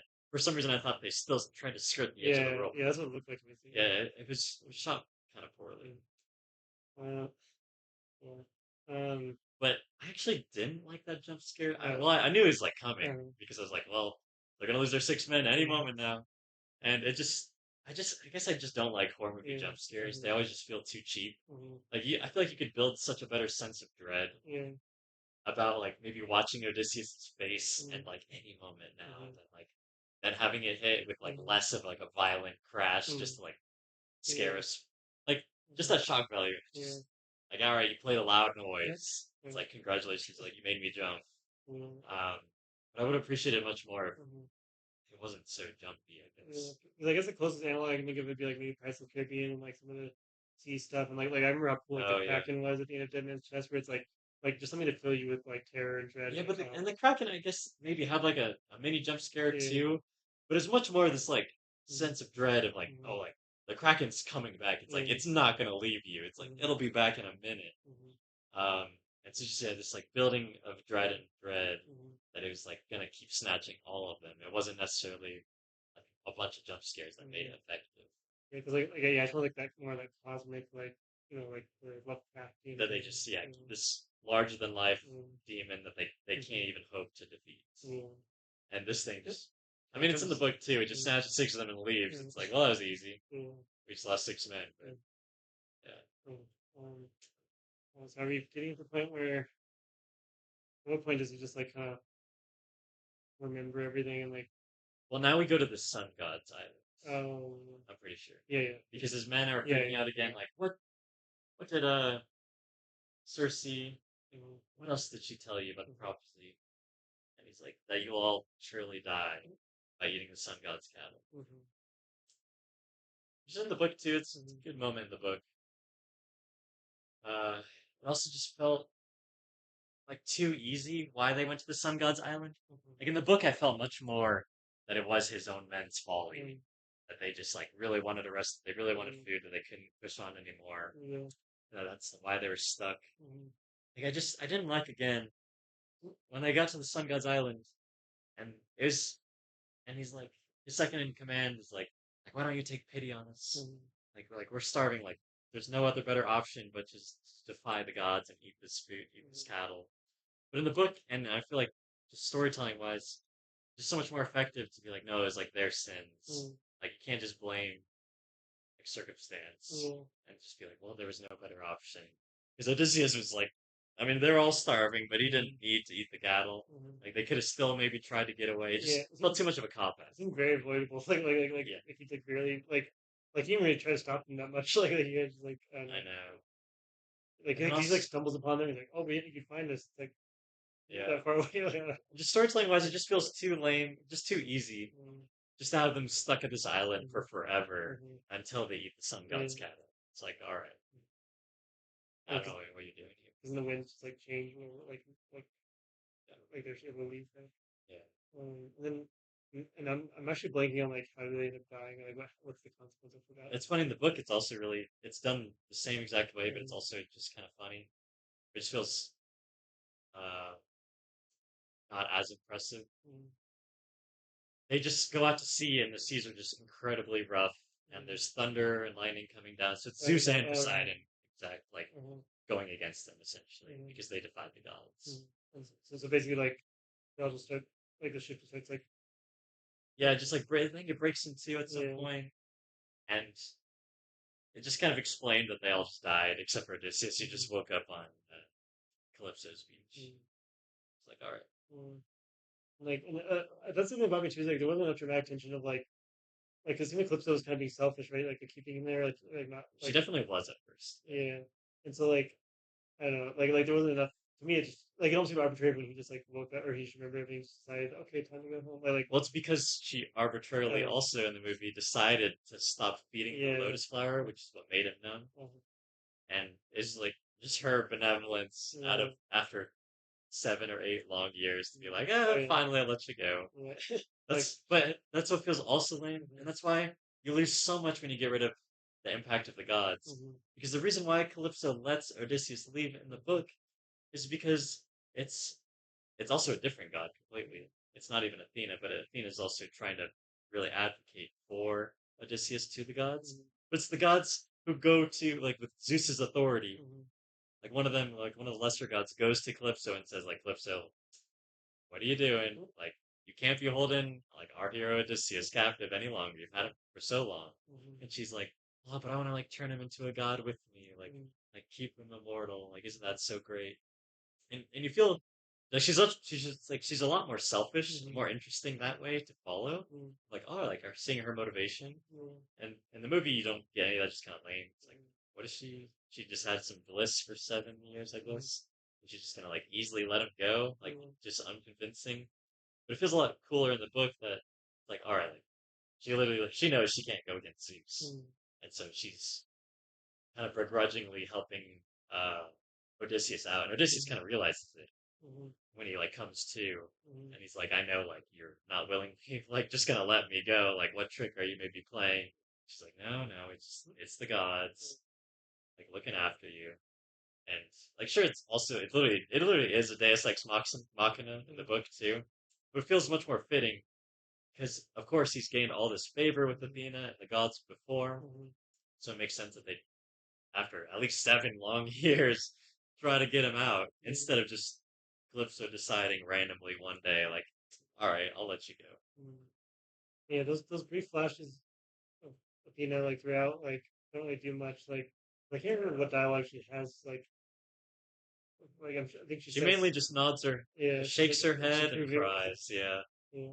Like because there's one at the end too where he like sees her during the sacking of Troy or whatever, yeah, that's kind of and is interesting. that like he made her sad by like is it like to make him feel even worse for everything he did? 'Cause it's like you hurt like Well, I, like I, she could have been one of the people that you killed or like I, I, I interpreted it as he did kill not Athena, but oh this like girl who he now sees as um Athena. Like he's almost like, haunted by her. yeah, haunted Yeah, essentially. Yeah, that's interesting. Anyway, um, so but that's Calypso, I guess. yeah, and then like so like before he rejoins, like that's what bothered me too is like when he just shows up with Telemac, like I thought like it's something very easy because he builds He a just raft, he right? builds a And he raft, just like lays down goes like out in the a rough seas. Is like take Poseidon's judgment mhm, upon you. He's like, all right, mhm, whatever, and then he survives, mhm, and then wakes up on Ithaca, which mhm, in the book, to be fair, it's mhm, pretty similar, mhm, but it's still also too easy. Like in mhm, the movie, you just gotta like, as a yeah, filmmaker, like be like, all right, we could do this better. But yeah, whatever. He wakes up on Ithaca, mhm, and Athena talks like, "Do you not recognize your own soil?" And Athena also, it's cool. Well, that's the other shame mhm, in the book. It's really fun, but Athena like constantly like appears to him in disguise as herself, mhm, and like throughout the story, she rarely appears as herself, and mhm, even to Telemachus, she appears as like these disguised people mhm, to just help give advice, help them out. mhm, And when he wakes up on the shore of Ithaca, it's like a random stranger, and he's like, "Stranger, like something in your disposition makes me like think of you as like a god. mhm, But like, please tell me like the good news, like where am I?" mhm, And it really is like Athena who's just like come here to tell him like, "Don't worry, you're on Ithaca." mhm, And it's just like it's like a nice like steadying presence. Like you see her, and that's what's a shame mhm, about Athena, about Circe, about Calypso. mhm, These are like legendary figures in Greek mhm, mythology, or just even in like our culture of like how we maybe hear them in songs or other movies or mhm, stories. And they just like none of them had really any of that grandeur mhm, yeah, in this movie. yeah, It was no, such like in the book, it's pretty limited, mhm, but the book certainly tries. And I feel like it was such a wasted opportunity. You could have done so much at least just make them more awe-inspiring. Yeah. They just look people in costume, like just Yeah, wearing random, like not even like cool costumes. Like, I know. Like we're kind of joking about Zendaya playing Athena, but I genuinely would have. I was like on the edge of my seat at times, mhm, like thinking, all right, what is she gonna do? Like, mhm, how is Athena just gonna work mhm, her brilliance to like help Odysseus out, or mhm, like how we're gonna see her be this like brilliant mhm. goddess, and she was not. She Yeah, just it did hangs like, out. yeah, she just kind of hung it. Yeah. Yeah, Um. yeah, we're back in Ithaca now. Yeah. Well, so I'm trying to think what happens first. Is like he shows up to Telemachus to save him, or is it before? Does he go to his servant? Like after sort of been beaten and stuff. I think he does go to the Yeah. swineherder first, Yeah. because that's how he finds out that his son is in trouble. Uh, but like that's also seems not too easy. But it's just like, and I know you said it's God was destroyed because of the gods, but like it also reminds me of the Dark Knight Rises, where like when he comes out of that pit, it's like there's no explanation of how he gets from like halfway across the world to just show up Oh, in I remember. Gotham. Where Yeah, it's like everyone's complaining about that so much. In this case, like it had that same feeling of like there was no like I guess that's the whole point of the Odyssey. It's like a bunch of like random things that happen or just kind of like sidetracked a bunch or whatever. But like I thought it was more about like the journey home, like how does he get home? But then it's like, oh, he's home. Like yeah, I don't know. So, like even his reunion, 'cause the blind guy doesn't recognize him right when he's all beat up at first. yeah. The swineherder. Yeah, this was maybe like the second time. Anyway, but like you never get those like to me those like cathartic moments of like, oh, I've been waiting for you so long, Master. It's just like Yeah, it's like like and then even Tom Atkins is like not cool at all. His reunion with his son, like yeah. He's just, it's like, wait, are you my dad? Like it takes me a yeah. long time. It's like, oh, you're like, but like they never like have a moment of Yeah, like, and then he just like and then just like walks away. It's like what? it's Yeah, like, the book yeah, actually did get me mhm, with his servant. yeah, Um, oh, there's a whole other character the movie doesn't even show it. mhm, Like Odysseus' dad. I think mhm, it's his dad, one of his like older family mhm, members, and of course Penelope mhm, and Swineherd and yeah, and Telemachus. Like all those characters. It's funny in the book. mhm, He has this disguise from Athena. It's not just him looking like a beggar, or he does look like a mhm, beggar, but it's like a magical mhm, disguise. So that way they can't recognize him at all. mhm, And I'm pretty sure Swineherd is not blind either, mhm. but I could be wrong. Uh, Yeah, I think that was actually like a shot to Homer, who was alleged to be blind. Like that was like a oh yeah, choice little thing. not fair. It works for the story. But they like he Odysseus like plays with all of them in the book. Mhm, He's like essentially lying to all of them mhm, and just kind of like double checking because it's been like 18 or mhm, 20. I think in the book it's 20 years since he's seen them last. He wants to like know like do you still love me or yeah. have loyalty towards me? Mhm, And so to all of them, he really like messes with them mhm, and is like tell me of this Odysseus yeah. and how much he meant to you. And they're like crying over like telling stories Mhm, about like my like beloved old master Odysseus, my beloved father Odysseus. And then like finally, after like really pulling on their heartstrings, and it's like pages and pages, does he finally like be like I am he? mhm, And it's like some like it's kind of an epic moment for mhm, each time he reveals himself, and mhm, like they're like weeping, mhm, and he's like trying not to weep too, of mhm, like my son, like mhm, this is really my son, mhm, or like my good old faithful servant. mhm, And they're beautiful moments in the book, mhm, honestly. For they work pretty well for how little of a mhm, character he really mhm, is, or how much like how sympathetic he is. They work really well. And yeah, like you said in the movie, especially his son, that's yeah, so disappointing. Like from either him, like yeah, Odysseus or mhm, Telemachus, you'd expect like tears mhm, flowing. Like I haven't seen my son since he was like yay high. mhm, It's been like 18 yeah, years, and then his son is like lived in the father, he's the shadows of his father his whole life. mhm, He's heard so many legendary things about him. mhm, He's like, who needs his father back home as the savior figure to like help get rid of the suitors and mhm, to finally be like, oh, was he really here? mhm, Like, he should be like breaking down. And in the mhm, book he does, but like, it's like a great moment mhm. because he just didn't even really do it all. Yeah, yeah. 'Cause I think the most emotional union was probably with his dog, right? Like Yeah, that's it like, really is. mhm, That's so cool. I think in the book too, if I remember, his dog also mhm, dies as soon as he uh, calls his name, which is kind of sweet. mhm, Like his dog's just been hanging on for dear life, mhm, just to like hear the voice of his master. mhm, It's like a little sad in a sense, just yeah, like that's all. Like you just like you say hi to your dog and then he dies, yeah, but it's sweet in a sense. Like all right, that's what the dog is mhm, waiting for, Argus. yeah, yeah. It's a lot of like the again, it's like emotional payoffs that seem like they would be like so easy, like the we missing. Yeah, So and because then he like reunites Telemachus, and like that's how they like he helps him like the ambush, right, with the suitors at the temple or whatever, right? They're dressed as like religious priests or something. Yeah, And so he's like shows up just in time to save him, right? Because like he's about to be like hit by them or something. hmm. That Um, also was not in the book. um, Like, pretty sure he sees Telemachus at the first time at the swineherder's house. It was just like he already came back from his journeys, and Telemachus was like, "Yeah, I didn't find Odysseus."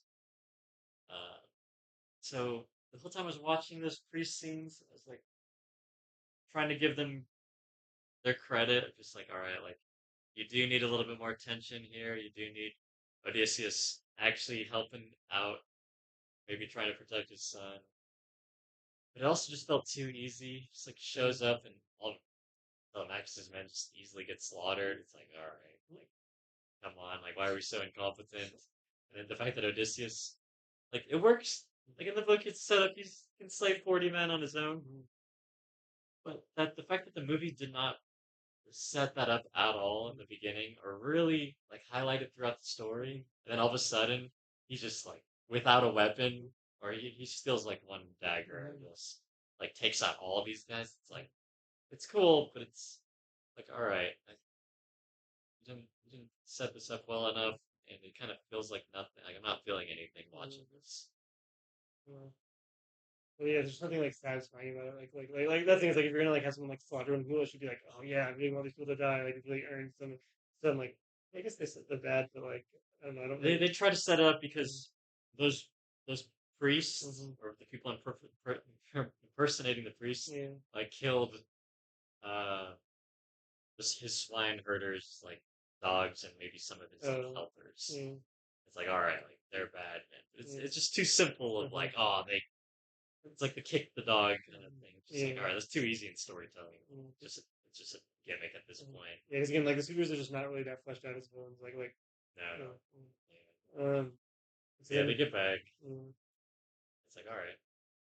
but isn't it very drawn out in terms of like how like just that whole thing of like him pretending to be the beggar for so long and like him like going up to the guy and like like he waits forever to like do anything, right? Yeah. Like he's like there for like days. It feels like before he like Oh, for sure.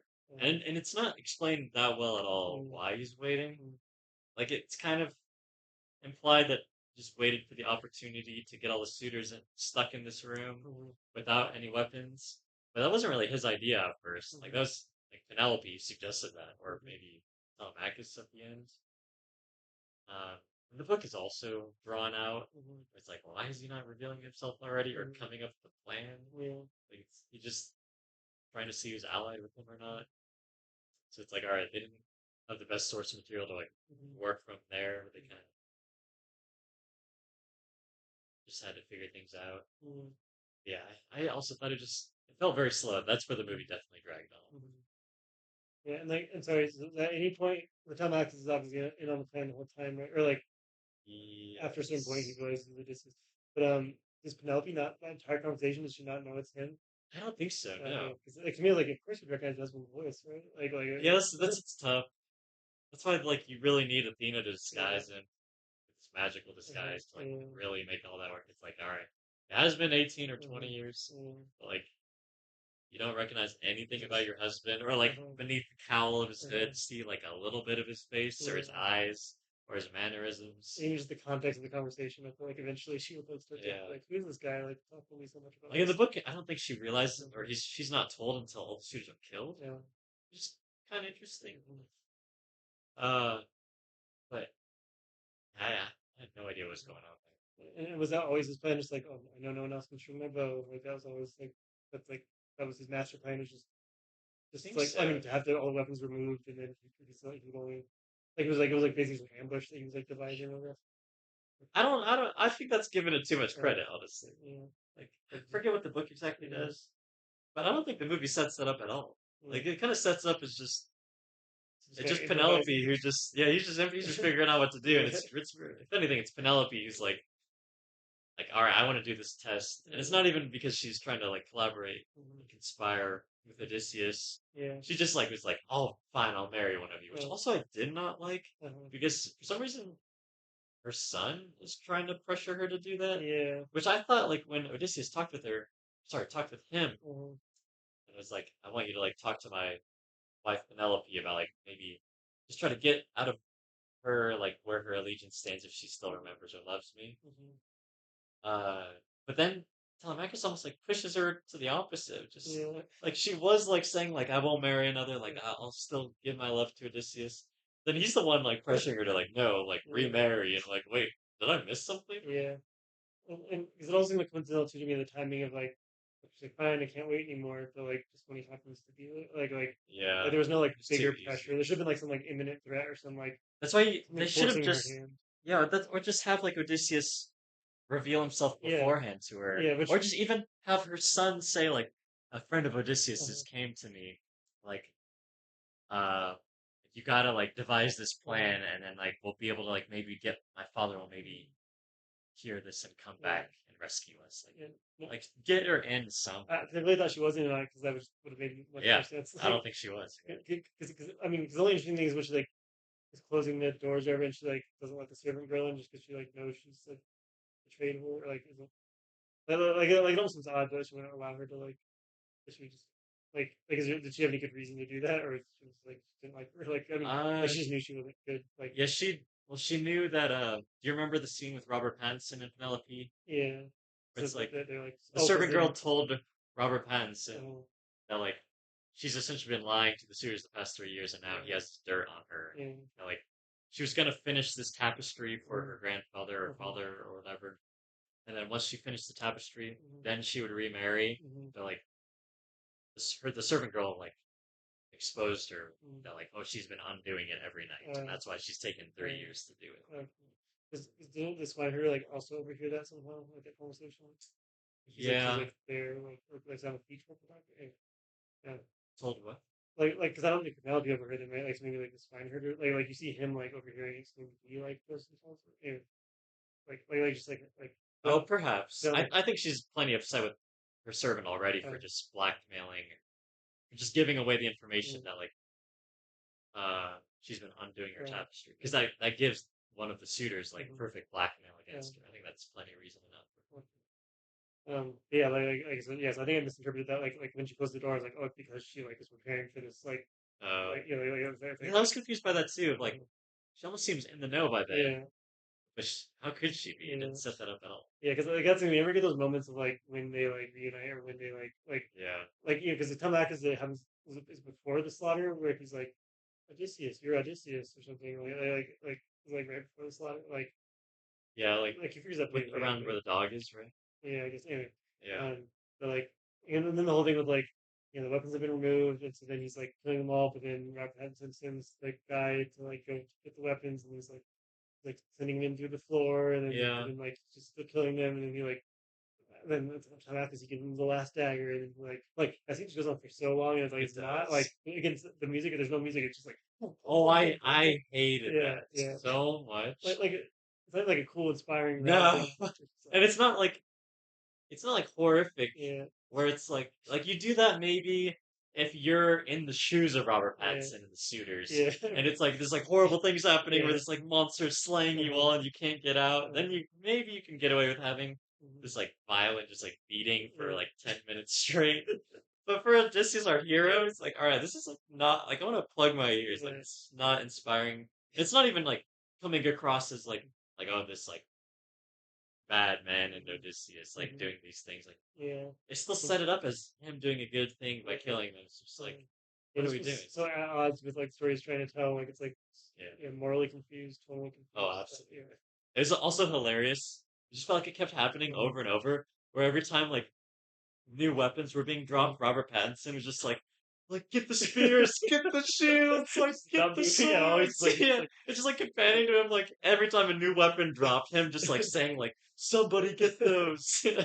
It's just like what? It's like he's because he refuses to even like try stringing the bow. Yeah. Again for him Well, that to be was fine. It's just like yeah he knows like he's not strong enough and uh, like he doesn't want to embarrass himself. yeah, but like I don't know like it just like I get he's supposed to be kind of cowardly, but like I don't know like again he's just not that compelling of a villain. Yeah. He's not like he's also like he still reads as too young to be he feels closer to Tom Holland's age even though he's supposed to be closer to Yeah, Penelope's when he's age. like flirting with Penelope, Yeah, he was kind of.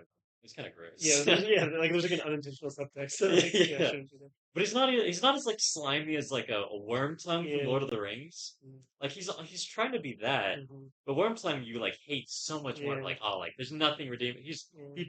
He's so slimy and he Mm-hmm. does it so well. Yeah. Like Robert Pattinson, he's like trying to be cool a little bit Uh-huh. still at the same time. And I like Pattinson a lot Yeah. as an And actor. It's just I don't know if the writing was yeah. poor for him. It probably was. Uh-huh. Just Yeah. none of it Yeah, because worked. if nothing, I think he would really relish that type of role, to, like play up the like Yeah. sliminess and like it was bizarre that like Like there's a couple scenes where yeah, like some of his snarls or whatever, it's uh-huh, like, all right, like you did good, yeah, but like by and yeah. large, Oh, and can you like break down a little bit for me like the whole thing of like Odysseus didn't choose him and he chose Page or whatever, oh and like he returns the thing to him, he puts it in his mouth at the end, like yeah, that wasn't in the book at all. So I still like was also a okay, little bit yeah. lost. Like was Because he just like why? was he just hurt by not being allowed to go? Like is that the whole thing? Like does Yeah, but Odysseus like he thinks he's not strong enough? yeah, I don't exactly know what the movie was trying to say Uh-huh, with all that. yeah. But like, you essentially spared his life Yeah, no, because yeah, they like all died. yeah, yeah. That's the thing is like he's Yeah, just like a chip on his shoulder because of that. But it's like but also there wasn't that much of a chip. yeah, Like I wasn't that convinced yeah, that Robert Pattinson was so upset uh-huh. because of that. Yeah, because he doesn't really react that strongly to it. No, he doesn't. And then Ellen Page's character, I don't Uh-huh. know why. Like the little paper, the lot had to be Uh-huh. returned with like shame. Like Yeah, yeah. I did I not miss. get any of that. Yeah, But and then also it felt kind of lame anyway, anyways. It's like whatever. and so then he murders all of them, and then like, because when he murders on paths, it's like a really like long, like it's like supposed to be like, oh, you see his face as he like dies, but it's like I don't hate him, but like yeah, it was like Yeah, okay, like it just felt kind of sad. and Yeah, and then everyone else capitulates. They all like yeah, bow down. It's like whatever. and then he finally gives like the stupid thing back to her, right? Like it's Yeah, the proof. Athena Yeah, idol. Yeah, it's like, but like honestly, the Athena yeah, idol or little pin, uh-huh, I thought was like a nice touch yeah, that the movie did. That I don't remember the book at all. mm-hmm, It's like, all right, that's a sweet thing, mm-hmm, especially for Penelope to be like all the stories, because the movie didn't set it up that well either. mm-hmm, But in the book, at the beginning of the book, she invites every beggar in or mm-hmm, every traveler of mm-hmm. any news or gossip about Odysseus because she's just been desperate to hear it. Yeah, She just missed her husband so much. mm-hmm, Even if it's like the most outlandish lies, mm-hmm, she'll still entertain them just to like hope for any modicum of truth mm-hmm, in what these travelers are telling her about Odysseus. And so it's like that was a cool idea that I don't think the book did at all. mm-hmm, That's like, oh, she'd know if the stories were true mm-hmm, if he was wearing that pin. mm-hmm, It's like, it's kind of smart mm-hmm, and kind of cool because it was Athena, mm-hmm, except the story did not set up how important Athena really mm-hmm, should have been. mm-hmm. So I didn't mind that at all, actually. Yeah. But it is funny in the book, Mhm, and this is where I was really hoping. I kind of talked to you a little bit before we watched the movie, but they didn't prove. yeah, And when they did the flashbacks of his like war trauma and everything, I thought they really were about to. mhm, Because in the book, he essentially slaughters all the suitors. yeah, Like even the ones like at the end who are mhm, like who kind of surrender or mhm, like there's like literally one in the book who like begs to Odysseus like please like I tried to do good to your mhm, family like yeah I was here feasting with everyone else but like I'll please I'll give you like as much food and property and anything you want mhm, and Odysseus just like still slaughters him. It doesn't matter like mhm, and then he like there's like the rest of them that he just like slaughters every single one even though they're all surrendering by the end it's like all right that was a little tough to read mhm, uh, and he still portrayed as somewhat heroic for it too and I was like really hoping they would improve that in the movie mhm, and they tried to a little bit but he essentially still just slaughters most of them and then yeah you have like 10 left who kind of surrender mhm. but it just feels silly at that point where it's like you still just killed like 30 unarmed dudes like Yeah, it's like what they all like. It seems like a reaction. Like it doesn't seem like they're yeah that imminent of a like at threat. least like it would have been so much Mhm, cooler if he alone like shouted to them all like mhm, surrender like give me your mhm, lands or your foods like mhm, repay me all that you've taken from me the mhm, past 8 years or 18 years mhm, and I'll spare your lives and then perhaps like maybe have all of them like laugh and jeer at him mhm, and be like we're like 30 against or 50 against mhm, you like we'll just kill you right here and mhm, then reap all of what like, the rest of your land mhm, and then have him be like all right then an open season. Yeah. Like that would I have mean, been more. because You would have it's the whole thing that been you more warn the prey compelling. before the hunting, right? That's this whole thing is that he has to like, even the deer, he like gives it a little chance. Yeah, It's like, yeah, it's this like, is interesting. Yeah, well, like he's supposed to be like super honorable in that way, like he's not gonna kill somebody unsuspectingly, but then he pretty much does that. Like, I know that's like they kind of tried to set it up a little bit. mm-hmm, Like Penelope said it too. It's like, oh, once my husband comes in, like he'll slaughter the lot of mm-hmm, you. Like it tried to set up like, oh, he's back for mm-hmm. vengeance. It just, But it it's just like still did not work. it's like he violated his own like moral Yeah, code. And, like, and especially after the year's journey, they really tried to set up mm-hmm, like, oh, how bad of a man he mm-hmm, was. But like with those flashbacks, it's like, all right, mm-hmm. he's learned the golden rule now. Like the Too much. others, it's the way you want to be treated. Yeah, it's like, wait, did he not learn anything? Like, the book doesn't do that well either. But that's such an easy thing to fix in the movie or improve upon. It's like, especially with the whole flashbacks that they set up of the horrors of the Trojan War. They really harped on that Yeah. just for him to be like, oh well, I'll Mhm, just slaughter these guys anyways. mhm, It's like that's worse than the Trojan War. yeah. So at least the Trojans said he was like killing soldiers most of the time. Mhm, These were like unarmed men that like wanted to surrender to it, mhm, but or mostly. mhm. Then, did you want to go back to that concept of like the almost original sin, or like just that theme of like Oh yeah, civilization on the brink, and like we just need to restore order, blah blah blah. But I was so yeah, weird to me. The original sin that yeah. he committed of fighting the Trojan Yeah, just War. being a soldier, of being a kid. Because it's like the first war that's Yeah, ever happened in yeah, civilization. It's like the weirdest framing. yeah. Like, where does this come? Like, whose idea is this? But like, and it felt like Nolan's trying to be like, see, this is why we have problems today, is because of Yeah, Odyssey. Like, yeah. It's like, what the heck are you doing? yeah, it's like there's no hope. Like there's no like you can't go back. There's no fixing it. It's broke. Like It just feels so dumb. yeah, but it still tries to have like it both ways with like the kind of happy, hopeful, and like he's like, Yeah, we're gonna go have that sunset we always wanted, or we're yeah. gonna chase the And sun. visit the dead, I Yeah, guess. but yeah, But that's so it had to do with them breaking Zeus's law, mm-hmm. which is funny. You also asked me before the movie, like, Yeah, have you heard about Zeus's law when you were reading it? I was like, not really. Like, I yeah, mean, there's like this Zeus's hospitality thing. It's not like a law though, yeah. but now I see why you talked about it because in the movie they They say really harp on Zeus's law. every character's like, by the way, Yeah, here's this law. yeah. Which like also maybe that goes with like the modern language. Mhm. It didn't feel like horribly egregious Yeah. throughout the movie. Certainly at like the first half, it Mhm, was like the worst for mhm, me, and then by the second half, somehow like they avoided it more. mhm. But like modern language, that like along with like them mentioning Zeus's Yeah. law, Mhm, but then also not really acknowledging like the mhm, truth of the gods, just mhm, felt like kind of at ends with each other. It's like, all right, what are we doing here? Um, this law felt so lame. Where it's like in the book, it's just like it's not even a law, but it's like a law of hospitality. It's just like a you just be common courtesy. courteous, Yeah. yeah. But not even it's not the golden rule even, or love your neighbor as yourself, like Mhm, the true version of it mhm, in the Bible. mhm. But it's more so it's only for strangers who need like Yeah. food and Yeah. shelter for the night. Mhm, Is like otherwise like Zeus will smite you because one of them might be like Athena or Zeus in disguise. mhm, And the book sets that up really well because mhm. they're constantly in disguise. Yeah. But this it's like all right, like not really. Mhm, Also, there's like a blind. I forgot to mention, not a blind man. There's a beggar at the beginning mhm, who talks to Telemachus, mhm, and in the book that's set up to be Athena in disguise mhm. because like lightning strikes when like Oh. he talks, like Yeah. maybe even twice, and it's supposed to be like a hint that he is a god in Mhm, disguise. Except they never play with that again because mhm, they're trying to be like agnostic or atheistic, if yeah. anything. Like, all right, well, I don't know, whatever. Mhm, But yeah, like this law that they violated, mhm, I don't know.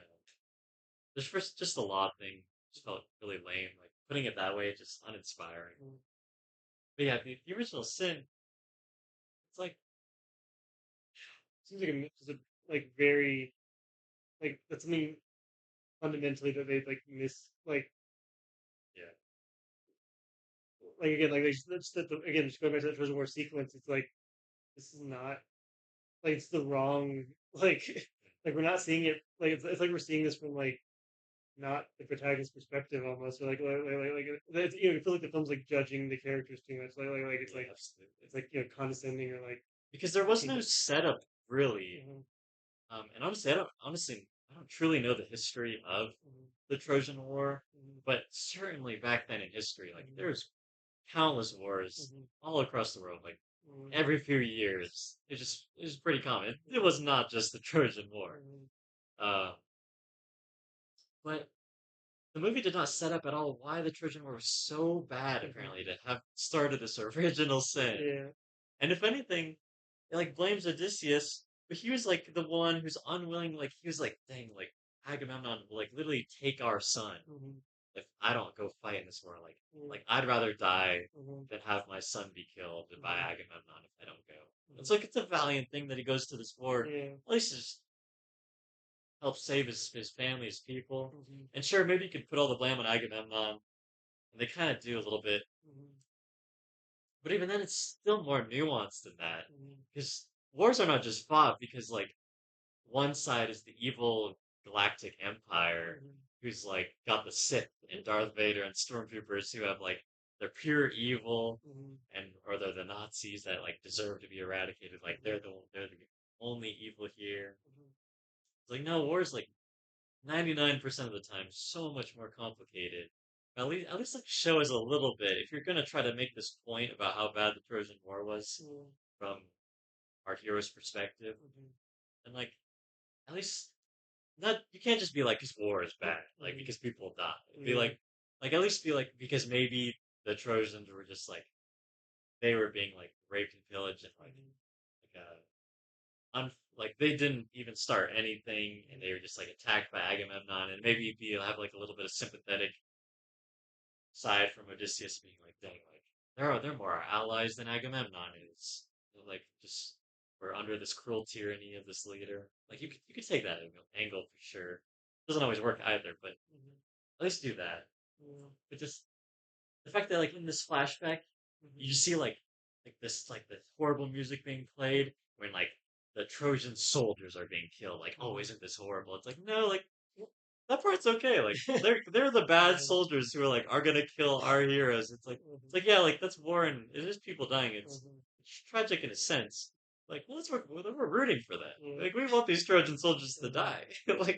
like sure, like but like once the people start dying too, it's like all right, that's brutal. Mhm. Like it didn't even go that far. It didn't really show them get like raped or like Mhm. really like just had a couple buildings on fire.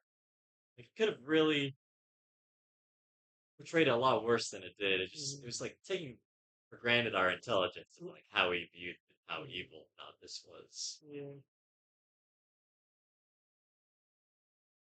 Um, Yeah, did not love yeah, that, kind of left a sour taste of like, especially for being towards the end of the mm, movie. Yeah, just yeah, there's just something like just like yeah, stylistic things and like things where it's like it just feels like again it's trying to like attack or deconstruct like it's just not like again like possibly because allegedly based on that more modern translation like that could explain a lot of like her like his how he yeah. viewed the source material. I don't know. I'm really curious how like liberal, just crazy off the rails that translation is, but Yeah. I still can't imagine. Like I feel like a lot of this is his Mm. interpretation or his Yeah, no, writers. yeah, I mean, I can't like blame that, Yeah, because like I could blame that for maybe some of the like story choices or writing choices or dialogue choices or whatever, But like, I can't blame it for like just the look and the feel and the sound and there's a lot of things that are communicating that and it's not just the writing, So yeah. it's like, so yeah, it's one piece of it. And also say one more thing about Mhm. that flashback. This goes along with our just talking about the hero's journey, Mhm. just how it was like a little underwhelming, Mhm. especially in the book, but even in the movie here too. Why not show Odysseus in that final flashback? Mhm.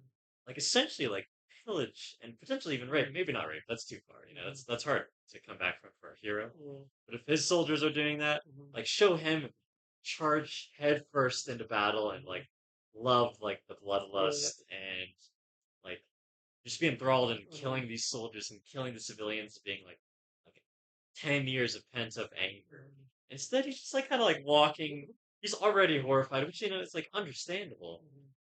But it'd be much more fascinating to see him like horrified looking back on Mhm. his actions during Mhm. this war because of this like pent up anger, Yeah. and that's why he's on this hero's journey Mhm. and growing Yeah. from like the man he used to be. Mhm. Like from that flashback, seems like he didn't even need the hero's journey. He's already like aware that Yeah. thing. Like I don't want to be a part of this like mass killing Mhm. and like realizing like the destruction is pretty awful. Mhm. He's already like the hero he needs to be like 10 years before, and that doesn't make any sense. Mhm. Yeah. Yeah, like yeah, you don't really see him like his internal like transformation or struggle Yeah, or like wrestling with like he just kind of alludes to it vaguely at the end. But it's yeah. For hero's journey like, story, mhm. you could probably. It's funny, I can't right now, but like you could name dozens of Mhm. better like hero's journey Mhm. stories. Yeah. And it's funny because like I had certain expectations going in, just based on like things I read about the movie or like reviews or reactions to it.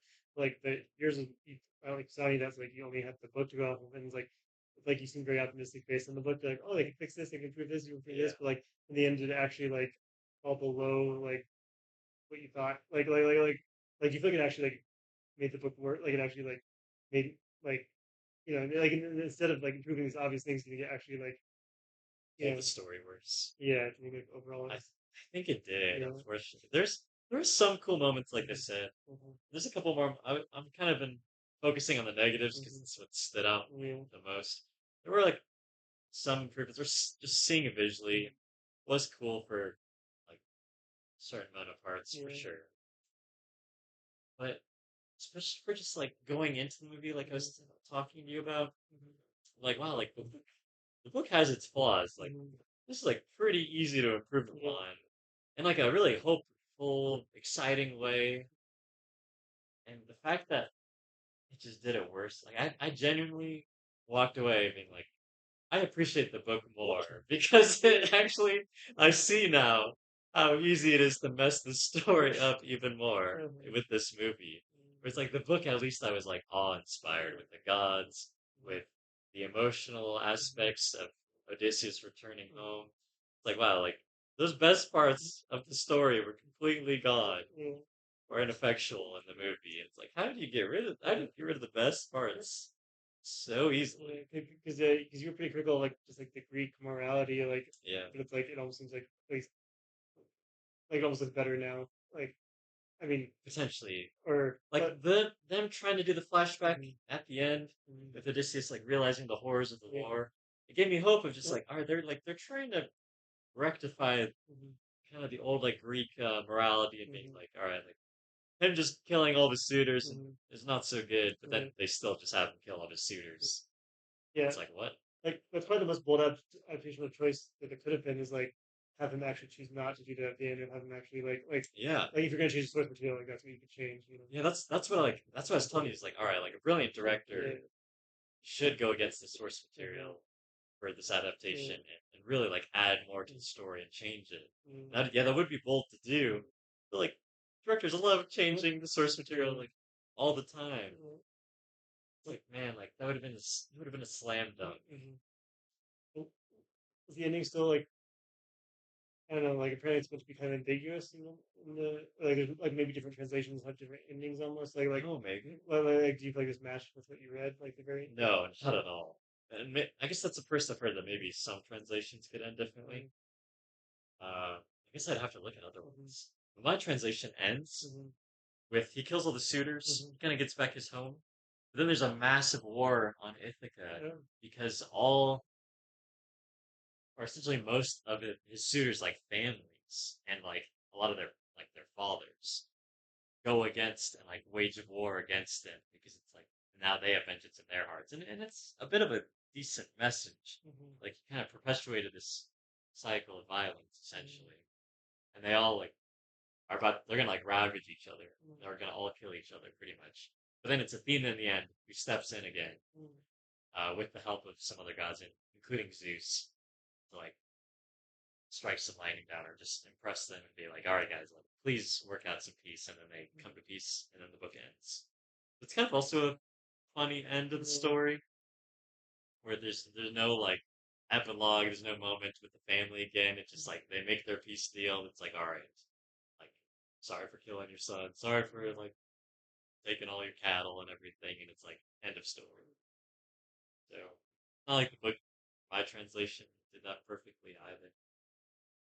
But yeah, like to like sail off to our sunset and see the dead. Yeah. It's like yeah, on paper not Um, bad.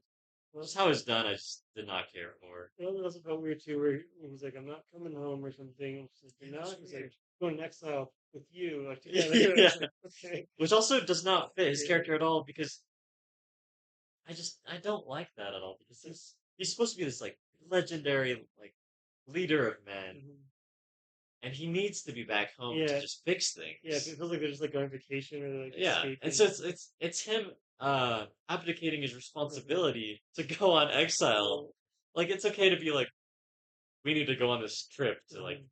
the place of the dead. Mhm. But then afterwards like we need to go back home and Mhm. fix everything that's been broken over the past 18 years.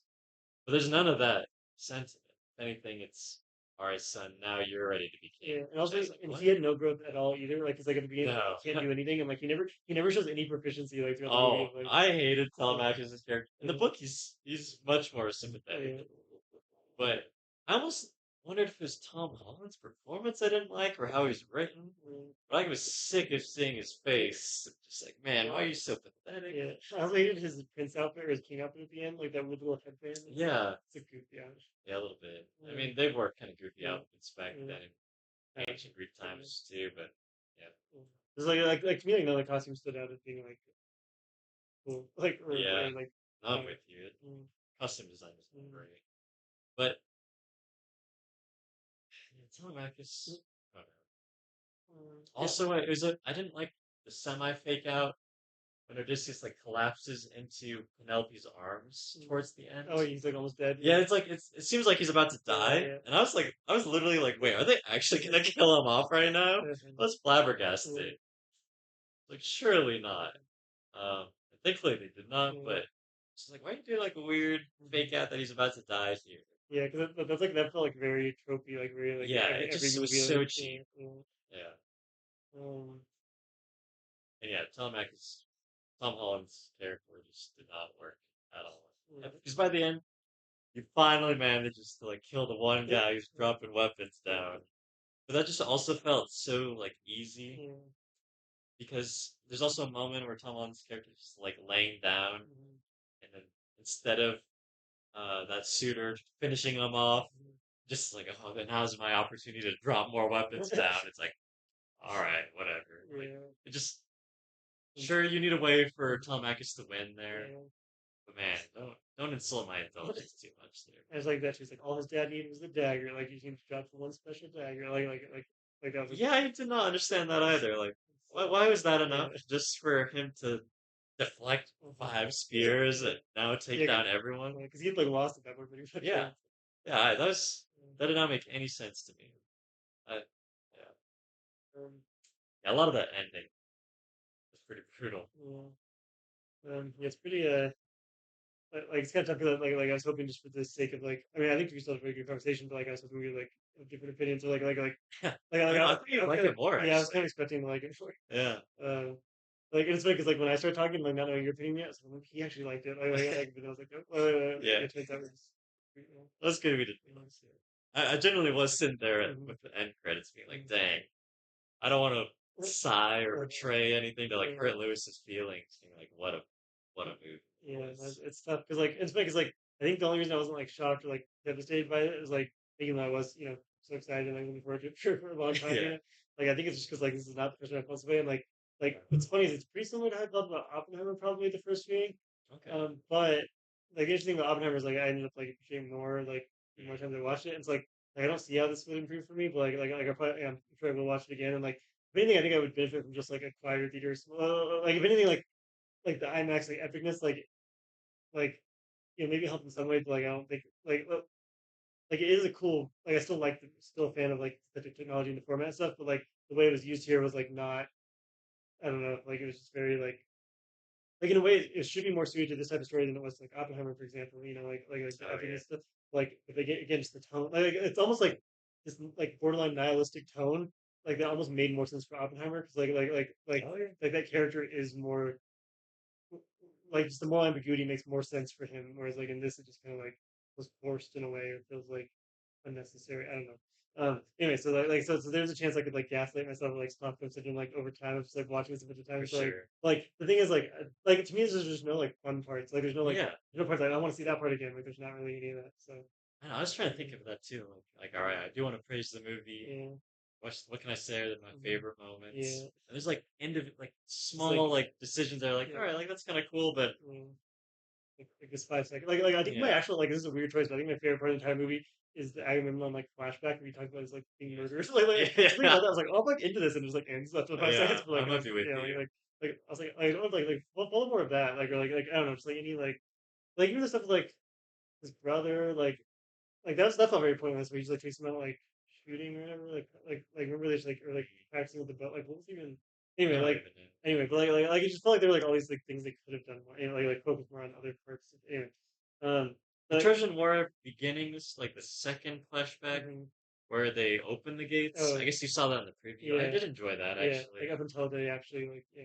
Yeah, it still wasn't the best Uh-huh. ever, but I was intrigued at that Yeah. point.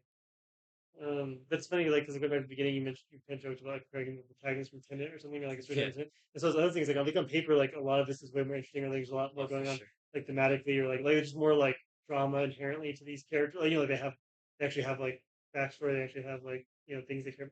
But the funny thing is like something about like Tenet, I think like I appreciate more is just like it just works, or like it's just more not just more fun, but like it just like every like there's characters I like and I want them to do stuff. Like I want to see what they do. Whereas here it's like not Yeah, really like rooting for anyone at any point yeah. really. You at least root for the protagonist just to Yeah, like and move the story yeah, forward. and because yeah, well, because like Rob Pattinson's character in that movie, like he's much more like And any character in I this remember movie. Yeah, almost coming to tears yeah, watching him disappear, yeah, like that go actually was off like into the yeah, it was actually a distance. moment of emotional. Yeah, Yeah, like but also like again, like Oppenheimer, I know you did not like Oppenheimer. I'm curious, like based on you've only seen each of these movies one time, right? So like I'm curious, yeah. like how you compare them based on those two experiences. Like was it a pretty similar Well, experience or different?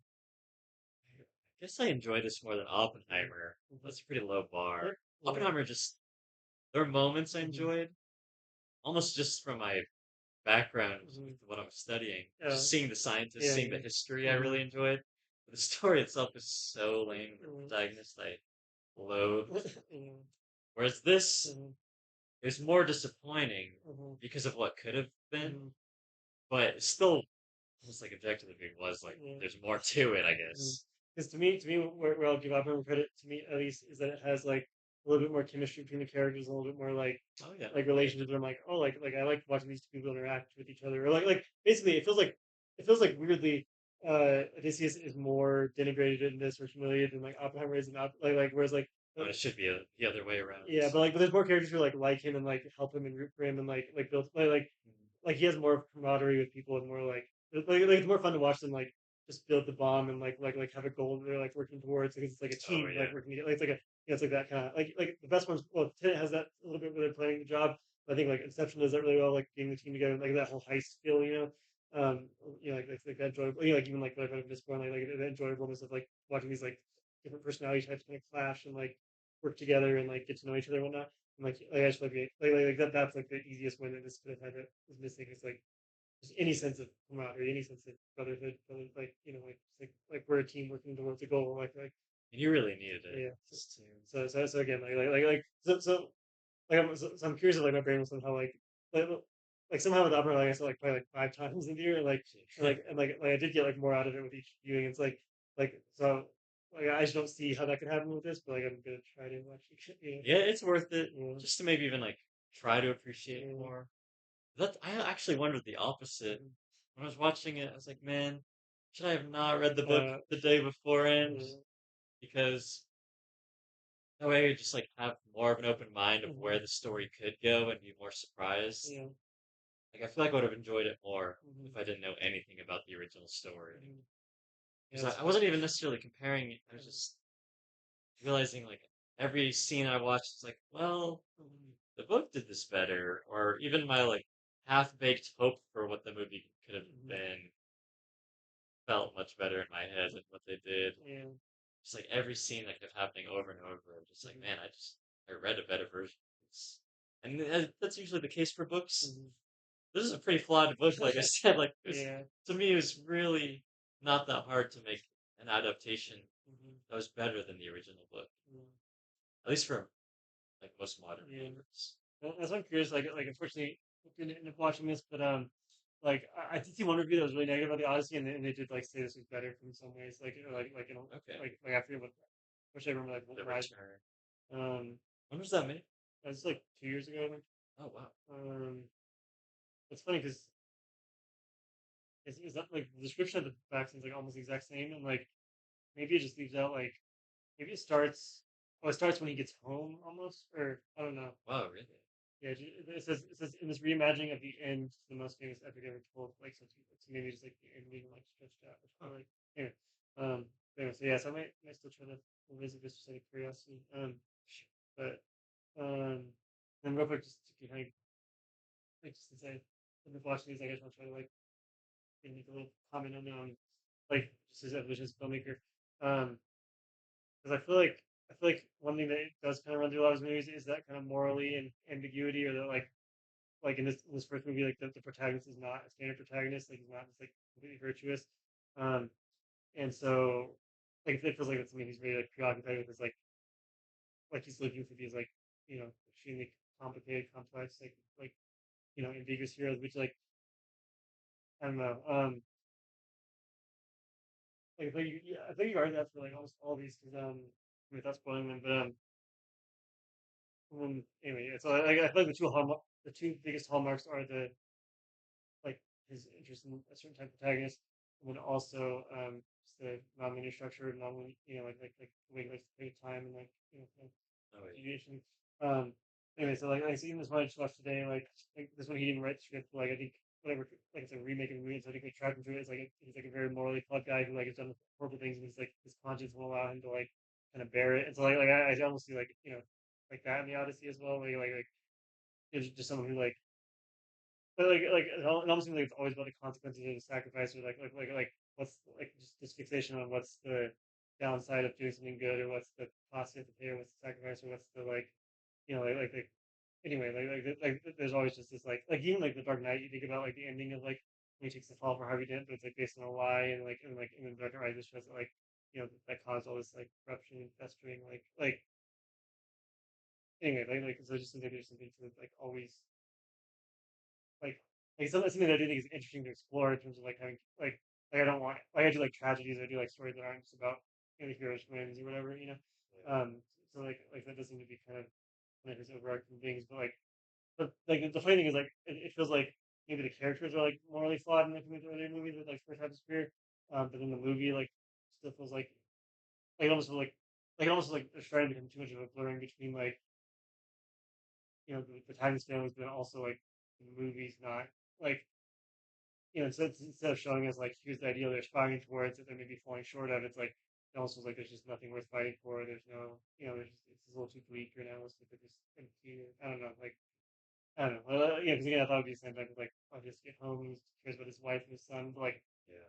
it's just weird because like again, I think on paper like the source material well you said it's flawed, but like it just feels like if all the characters this one should like it shouldn't be that hard to root for him, Yeah. this, Definitely not. and like it's funny because some of these people are like maybe more unlikable, but like easier to root for, like more again I don't like this. It feels so joyless, whereas like these are like at least it's like at least it's like you're along for the ride, and you're like if they make a mistake, they're like okay, but I still care about them. I still want them to succeed. Like you're doing something that's not the best thing. But in this case, it feels like like just as odds if like we're being like beaten like for like wanting to like enjoy or care about it. It's like you thought he was a hero. Think again. Like it just feels like more like it feels more like being scolded. I guess like as you're watching the movie, like Would you say that's the case for all of his movies now, or most of them, or like um, well no, I if mean that was also the case for his beginning? well no, but like sorry, I think it was as like earlier I felt like there was a big distinction between like the protagonist and then like the movie's But now, voice, like what the movie's saying, like where yeah, like, I feel like it's like narrowing to the point where like here like what's interesting about these movies is like because of the nonlinear and all that stuff. It's like there's a lot of ambiguity, but it's more like it's like your interpretation of like is he a good guy, is he a bad guy, did he do this, did he not do this, is like you're just like wrestling with all that. but I feel like now there's like no room for interpretation of like this, like I feel like you're not allowed to like think that he's a hero, or like almost like it feels like just the ending just feels like the original sin maybe just feels like it's like just trying to hit you over the head with this message versus like allowing any room for interpretation or subtlety and nuance. It just feels way too like reductive of like it almost feels like we talk about like art and abstraction and like surreal like all these things and like it feels like he's removing the ability for the audience to interpret the text because he's like enforcing his views so strongly in a way or like he's like overly just even the Zeus's law thing like it's just too like direct and like too like we almost can't have like as interesting a conversation as we want to about it because like there's only one interpretation like there's no like That's what's tough too. Is you can have plenty of good stories with one yeah interpretation, yeah but it has to be morally centered still. yeah It has yeah to yeah actually be like correct, yeah like pointing towards the truth. mm-hmm. Yeah so that's because I actually that's If like it's not, yeah. that's where I feel like it's definitely his more reason to try to lose that moral center that like that almost being lost in like the movie feels as confused as like the protagonist is or No, for sure. something like that. I don't know. I mean, it's also like so for me, like I said, like I would be like more disappointed. Like it's kind of like yeah, I guess that's state of the world. I guess that's like that's like I don't know. I'm not like crushed or anything. I'm just more just like I just feel like nothing. I just feel like indifferent and That's numb it. towards say like I don't know. It's Well, so I was gonna ask this one of the questions I was thinking of beforehand. How does this movie now? How does the Odyssey impact how you view Christopher Nolan? yeah, I mean, Because you'd say before this, or even still, that he's one of your favorite directors now. yeah, and I mean certainly like one who's like average, like Yeah, that yeah, helps. Like he still has plenty of great movies that yeah, we love. yeah. And so I think the first time I had this experience was probably like I think Interstellar was the first one I didn't like love. Huh. But I still think Interstellar has a lot of heart to it and a lot of sincerity and a lot of like a lot of things that are missing from this are in Interstellar. So like even though I Sure. think it's pretty flawed, like I think it's like heart is in the right place, I guess. Like that makes up for a lot of that that doesn't like anyway. And then have you seen Dunkirk? No, not Okay, yet. yeah, that's another one where it's like kind of like this where it's like it's about war, but it's like just way too focused on like there's not enough focus on the hero- heroism or bravery or I mean there is, but like there's just not enough to care about or root for. Just anyway. And so anyway, I think Dunkirk was where I felt that I'm like okay, this doesn't have like what I'm used to when this film's having. And like again, I think a lot of it comes from the writing. Because I think Jonathan Kirk was like almost not improvised, but like it was almost no script, and he was just trying to experiment of like kind of tell a story without a script or dialogue or something. But and, like his early films that he wrote with his brother and like other things like other co-writers and stuff. Um, it just feels like yeah, like it just feels like there's a problem with him writing, directing, and like him doing everything. Um, yeah, there's just not enough balance or not enough something. Yeah. it's just like. And it's funny because like his early movies, like people argue, like the Dark Knight trilogy, people always like argue like a conservative, like politically and stuff. Um, Huh. like some of the themes and stuff. It's like I guess I could see how you could take that, but I don't feel like explicitly political in any way, but like I can see how you can it's more conservative type of values or whatever like that you could find in those. Um, so it's funny because like I wouldn't think he's changed that much as a person necessarily. Like I don't know like what would explain that. But, like it does seem to be like like it's not necessarily a political thing, but it's almost just like that like an aesthetic thing where it's like just that harsher, that like more just like again, just like all the like the weird horror jump scare element, again, just like the omnipresent, overpowering soundtrack, and just like in some ways also like like self parody or just like he's just like in lines and tricks or something. But yeah, it just feels like he's like lost something in terms of like just like the just the just understanding what the virtue is or the moral or the Yeah. meaning is. But yeah, just that postmodern aspect, I guess. But yeah, so it doesn't really like it's continuing a trend that I like seen him like kind of go towards. Um, so I'm not like like maybe it's not like a question of like questioning my faith in him or still idolize him or whatever. But yeah, it is just kind of it is really kind of like unsettling about it, where it's like you would like to think like if someone made something that like has all this resonant meaning to you and has this like beautiful like message like clearly that's like something inherent to them, right? It's like no, I guess it was just they were lucky, or just they had the right collaborators, or just like they were inspired divinely by God. Or they lost it now. They like Yeah, lost. They're no longer in touch with reality, really. yeah, and that's just kind of like the muses, like genius, the concept of like genius, like whatever the Latin root is, like it's like it is like you're channeling something, or you are like being divinely inspired by something. So it's like it's like you can just lose that, like we're just people, we're not like none of us are that inherently genius. I don't think that we can just like, but unless we have the right influences or the right, moral sense or whatever. The funny thing is, I don't know like what would make him so out of touch, other than just being so successful, but like I would assume he's grounded by his family, he's grounded by his like in interviews he's still like very likable and very personal and very like kind of humble, and it doesn't seem like he's like evil, so that like it is odd Yeah, how well, I wouldn't say so. I mean, I think yeah, it just, without God, it's just really easy mm, just to lose the truth and yeah, just be like influenced by the world. yeah, And then once that happens, mm, yeah, yeah, you just lose track of a lot of things. yeah, yeah. So is it? Same thing happened with Brandon Sanderson. Uh, mhm, My favorite books ever he mhm, wrote, and that was 20 years mhm, ago. And every book mhm, kind of since then just gotten like worse and worse. He just like lost it a little bit more and more. And some of it, it's not. He's like not really losing skill. He just, ideologically. yeah, ideologically completely shifted. Mhm, It's like, what are your stories even about anymore? yeah, They're just nihilistic, mhm, or I don't even know. There's just nothing to them. They just feel wrong. yeah.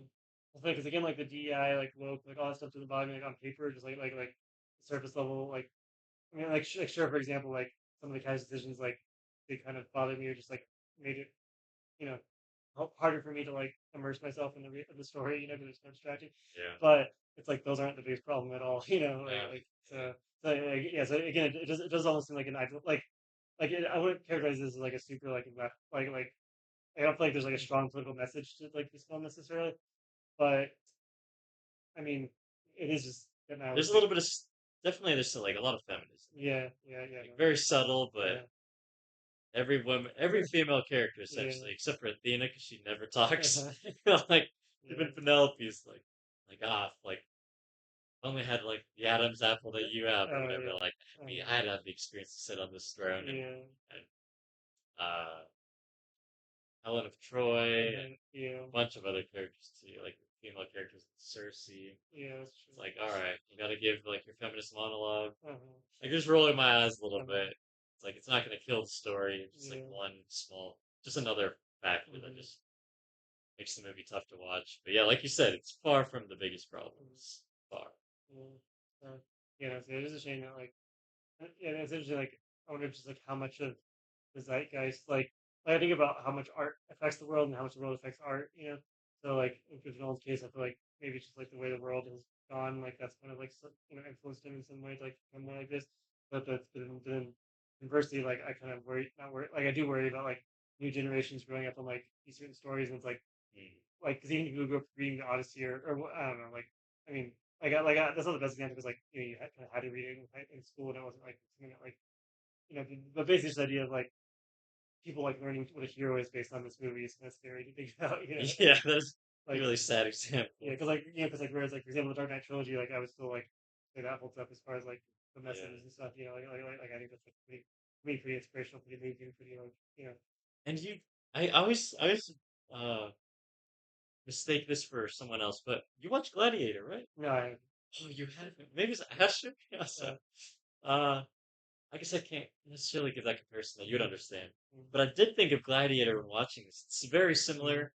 And his main character is like heroic man mm, who's lost on this journey and then comes back home, mm, but he finds, I won't spoil it too much, I guess, but he's trying to come back to his wife and kid, mm, but it's so much more impactful. mm, Where it's like, man, you really feel for this man and his family, mm, and you really root for this mm, guy, uh, because he's so heroic, and he's actually like, it feels awesome mm, when he's fighting people, and he's not just doing it because he's this bloodthirsty animal, mm, but he's like, no, guys, like, please just get me back home. It's like the famous like, are you not Yeah. entertained? Like you just like get me out of here. Mm, Like I beat this champion of mm, yours. Like, I'm done.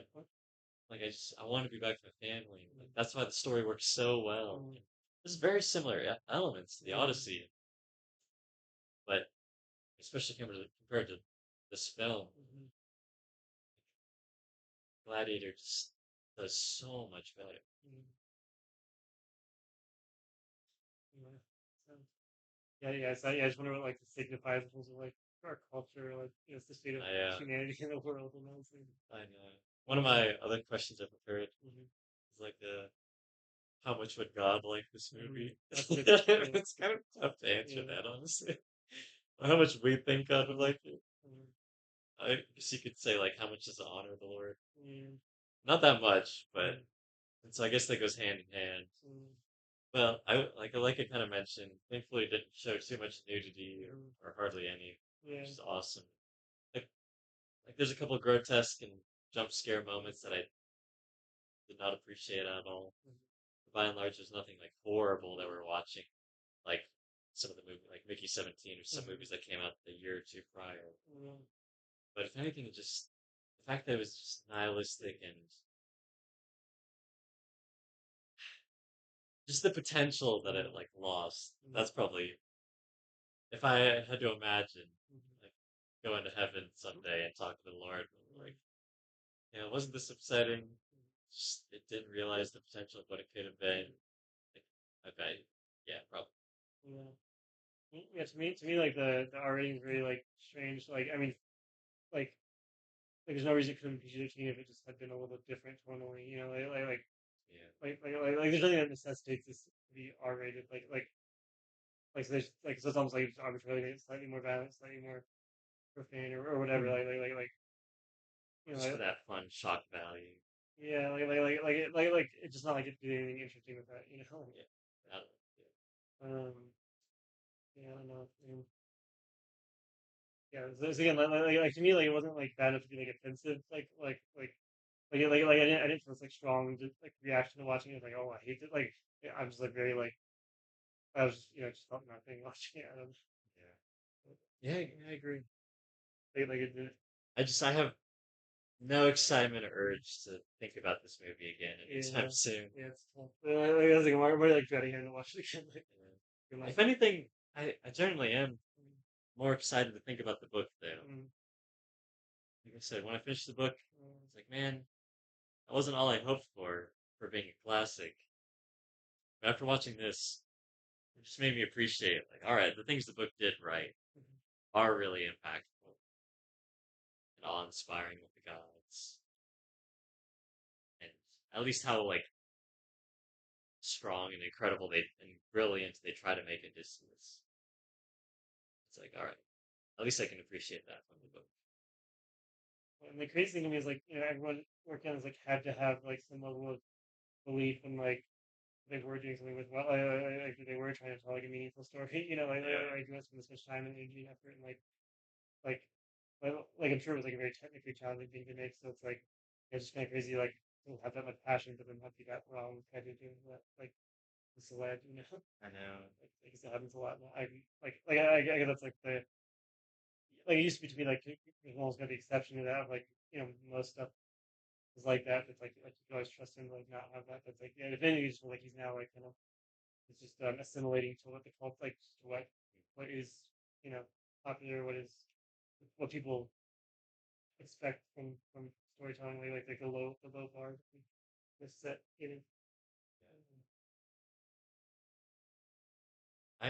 I remember one more thing about kind of the ending Mhm. that really upset me when I watched it. But do you know what Athena is the god of? This is slightly a rhetorical question, but I also kind of forget. I don't remember. Isn't it? Isn't she the god of like war Uh, and wisdom or and like cunning, maybe. or god of battle maybe? Mhm. Uh, might be a distinction. But the fact that it's like Athena or Zendaya's character in Mhm. Athena, who when he has that final Trojan War flashback about how horrible that war was and how horrible like the Trojan horse was, they say like it was a gift and we violated Zeus's law by giving them a bad gift, essentially. And Athena's there too, like shaking her head and crying, like, yeah, like you made us so upset with that. Like, are you kidding? Like, if anything, Athena's like rejoicing, like Yeah. like that's all of what she's about. Mhm. Cunning and battle. Like the Trojan horse is all of that in Mhm. one. Yeah. Like that's like brilliant cunning, and it's a battle, like it's a war that she would love. Mhm. Like she'd be like jumping up, being like Odysseus, this is why I'm endorsing you. This is why I'm uh advocating for you to the gods because of your brilliance with the Trojan horse. Like that's uh, they've got the like opposite idea with that. It's Yeah. like, what are we doing? Yeah.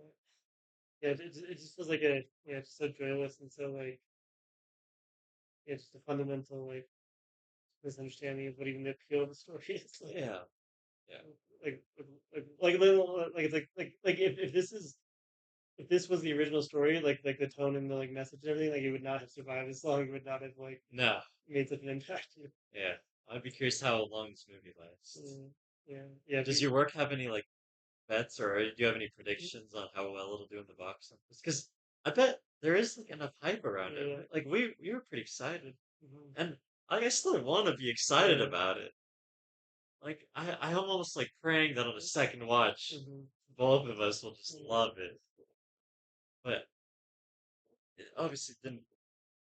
Just had so many shortcomings that were just too painfully obvious. yeah, because like to me, like the initial reaction was pretty positive, just generally speaking. Like from what I've seen, um, and like it is one of those things where it's like like the Emperor's New Clothes, where like everyone just wants to be the first to proclaim like everyone wants it to be a masterpiece, so they're gonna like kind of expect it to be or like you know be biased in that way.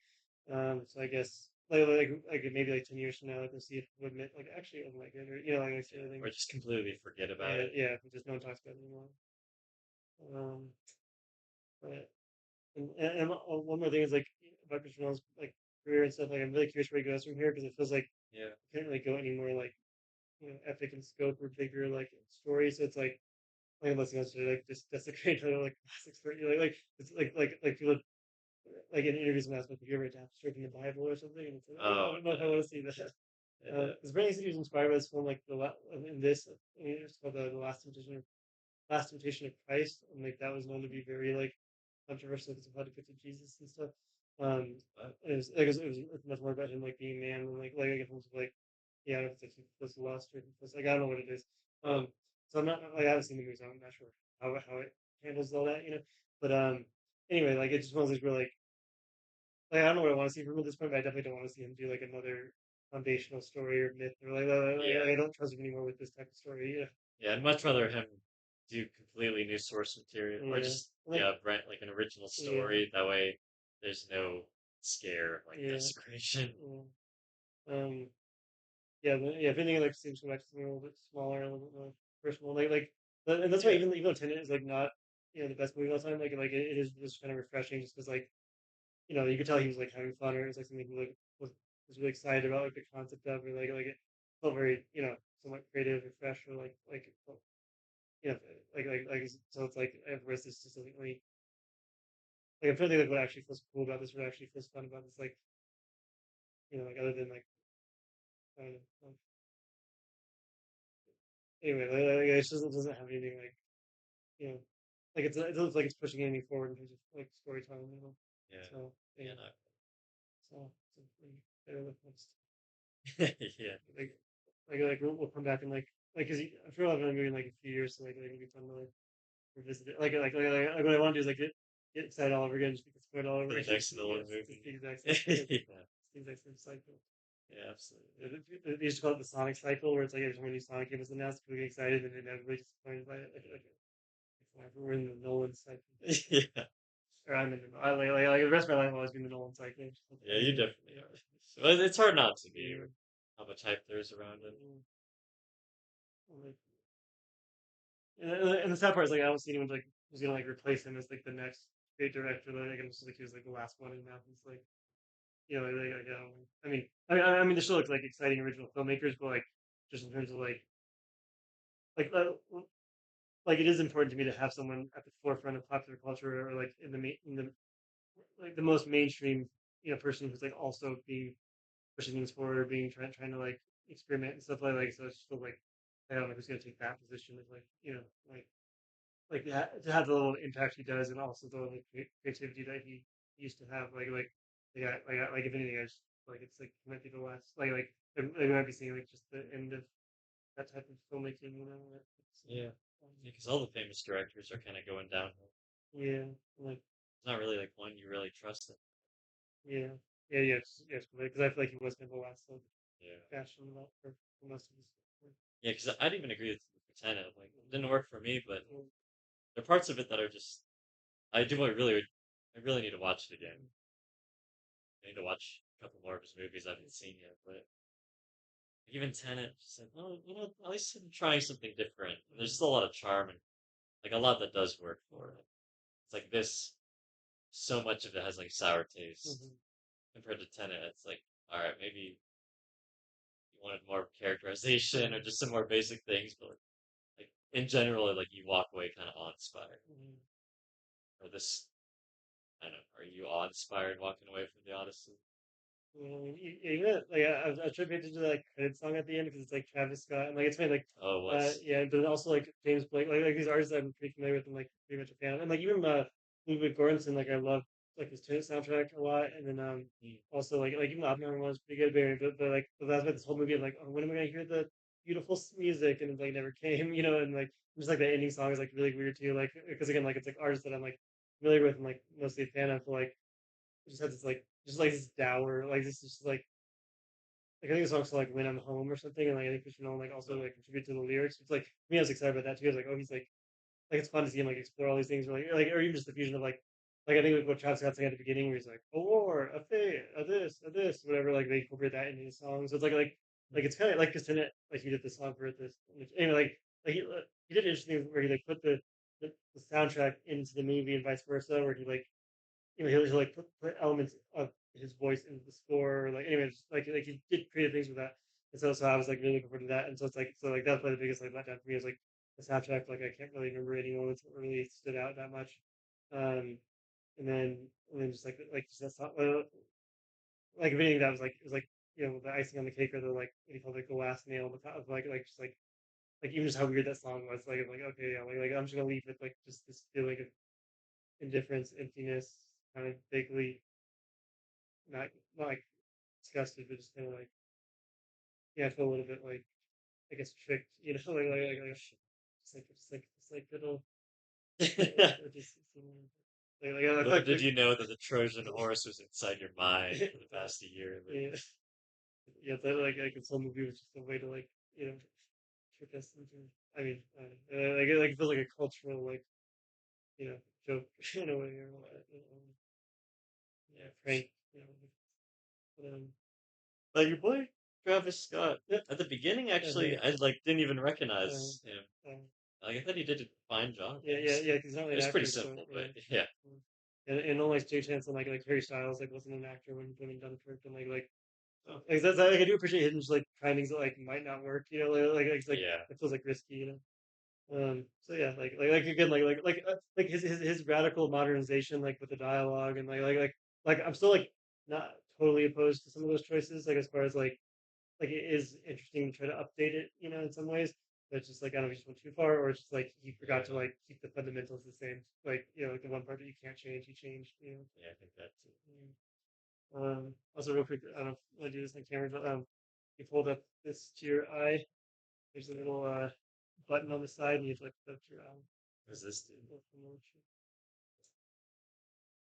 That's kind of cool. Yeah, it's funny because I The think it's Trojan yeah, I horse. think the actual shot is not in the movie though. I think it was like in the trailer, but it's not in the movie. Yeah, I don't remember Yeah, seeing that. I mean, it's similar to them yeah, just following the horse. yeah.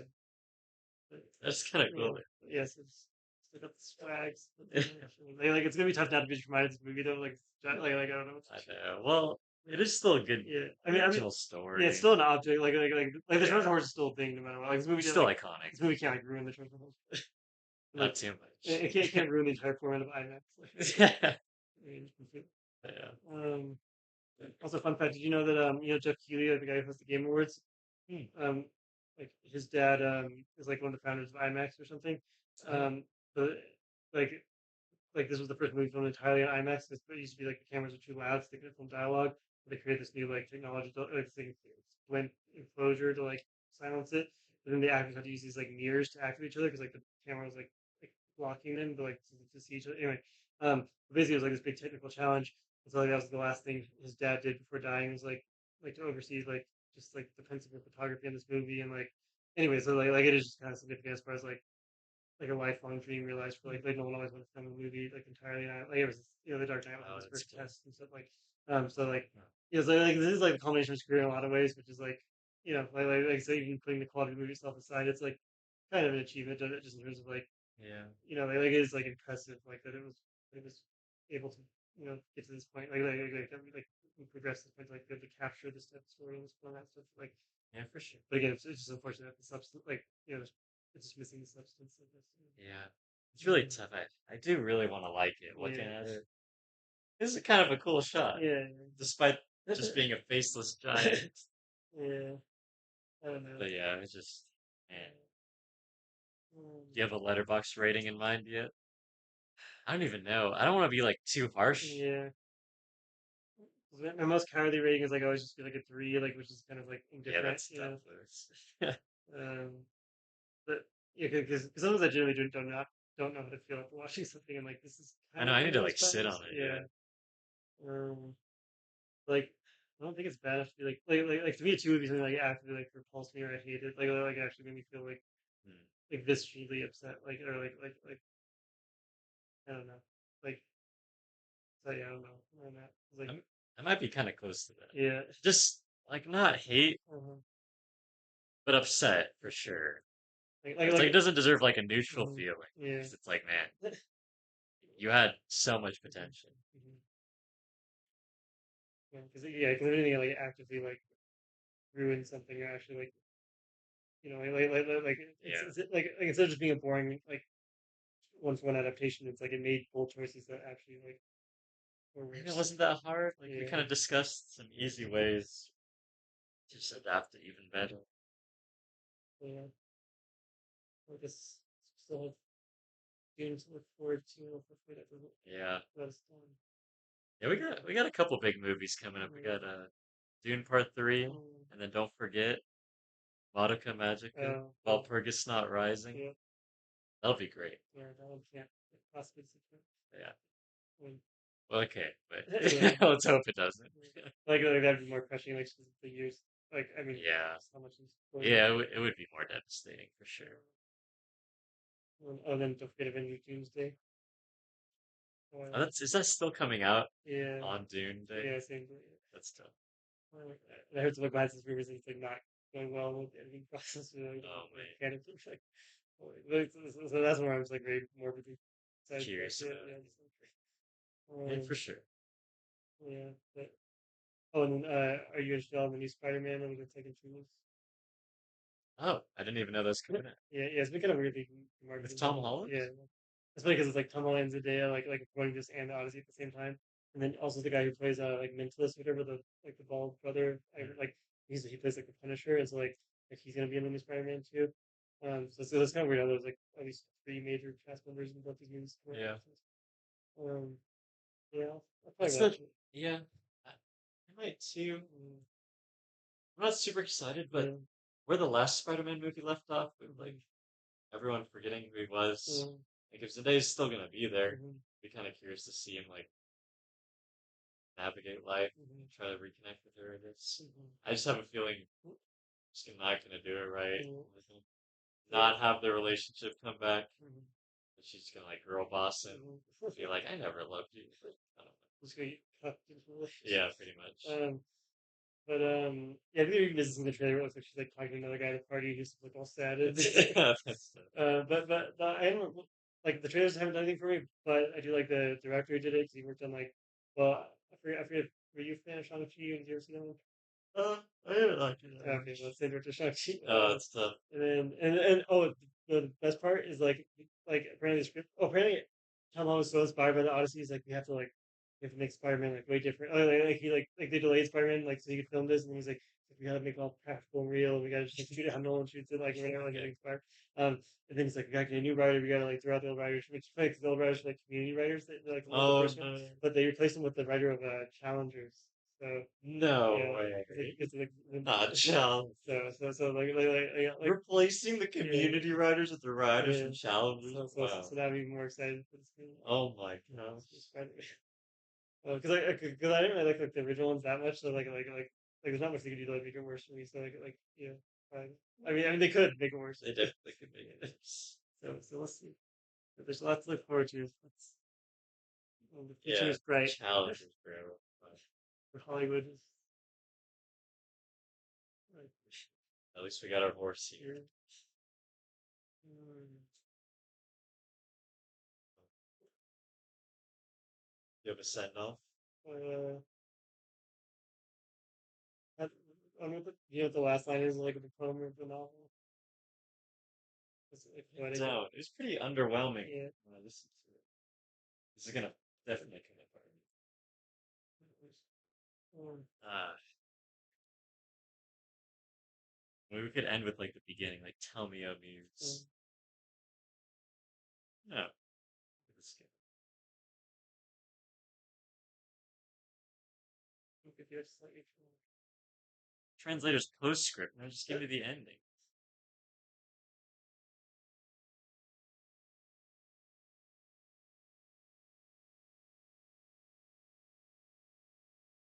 Oh no, it's pretty similar. So she commanded Athena, Zeus. He obeyed her. No, no, no. This is Athena talking to Odysseus, like I said. So she commanded. He obeyed her, glad at heart. And Athena handed down her pacts of peace between both sides for all the years to come. The daughter of Zeus, whose shield is storm and thunder. Yes, but the goddess still kept Mentor's build and voice. Hmm. Well, that's another character. Or Mentor was like the guy training Tom Yeah. Holland. He actually plays a bigger role in this, or kind of. He's cooler in the book. But Athena really likes disguising herself as Mentor. Hmm. Yeah, it ends really weird. Yeah. It's not that inspiring. That's why I say, like, the book is not flawless. Yeah. Well, it's Homer. It's something. He did something. Like the fact that we're still talking about all these years later, I guess it means Yeah, there's something to it. there is something to it. Maybe one day maybe I'll watch this one, but like I would like to think it's possible to make a good adaptation of this, like or like turn this into a good story. Yeah. Maybe we'll be rich one day, Lucy. We can do that. The Odyssey is literature's grandest evocation of every man's journey through life, at once an ageless human story and an individual test of moral endurance. Indeed. Tell me, oh Lewis, how to get home sometime. Thanks for doing this. Yeah, should we do it for regular? Should we do it? Yeah. Dude, it's so hard to do I don't there. know. Yeah, that's why it's like done for. Yeah. We'll have to do an episode of the community movie if that ever comes out. Oh, true. That'll be good. Yeah. All right. Yeah. Let's end it then.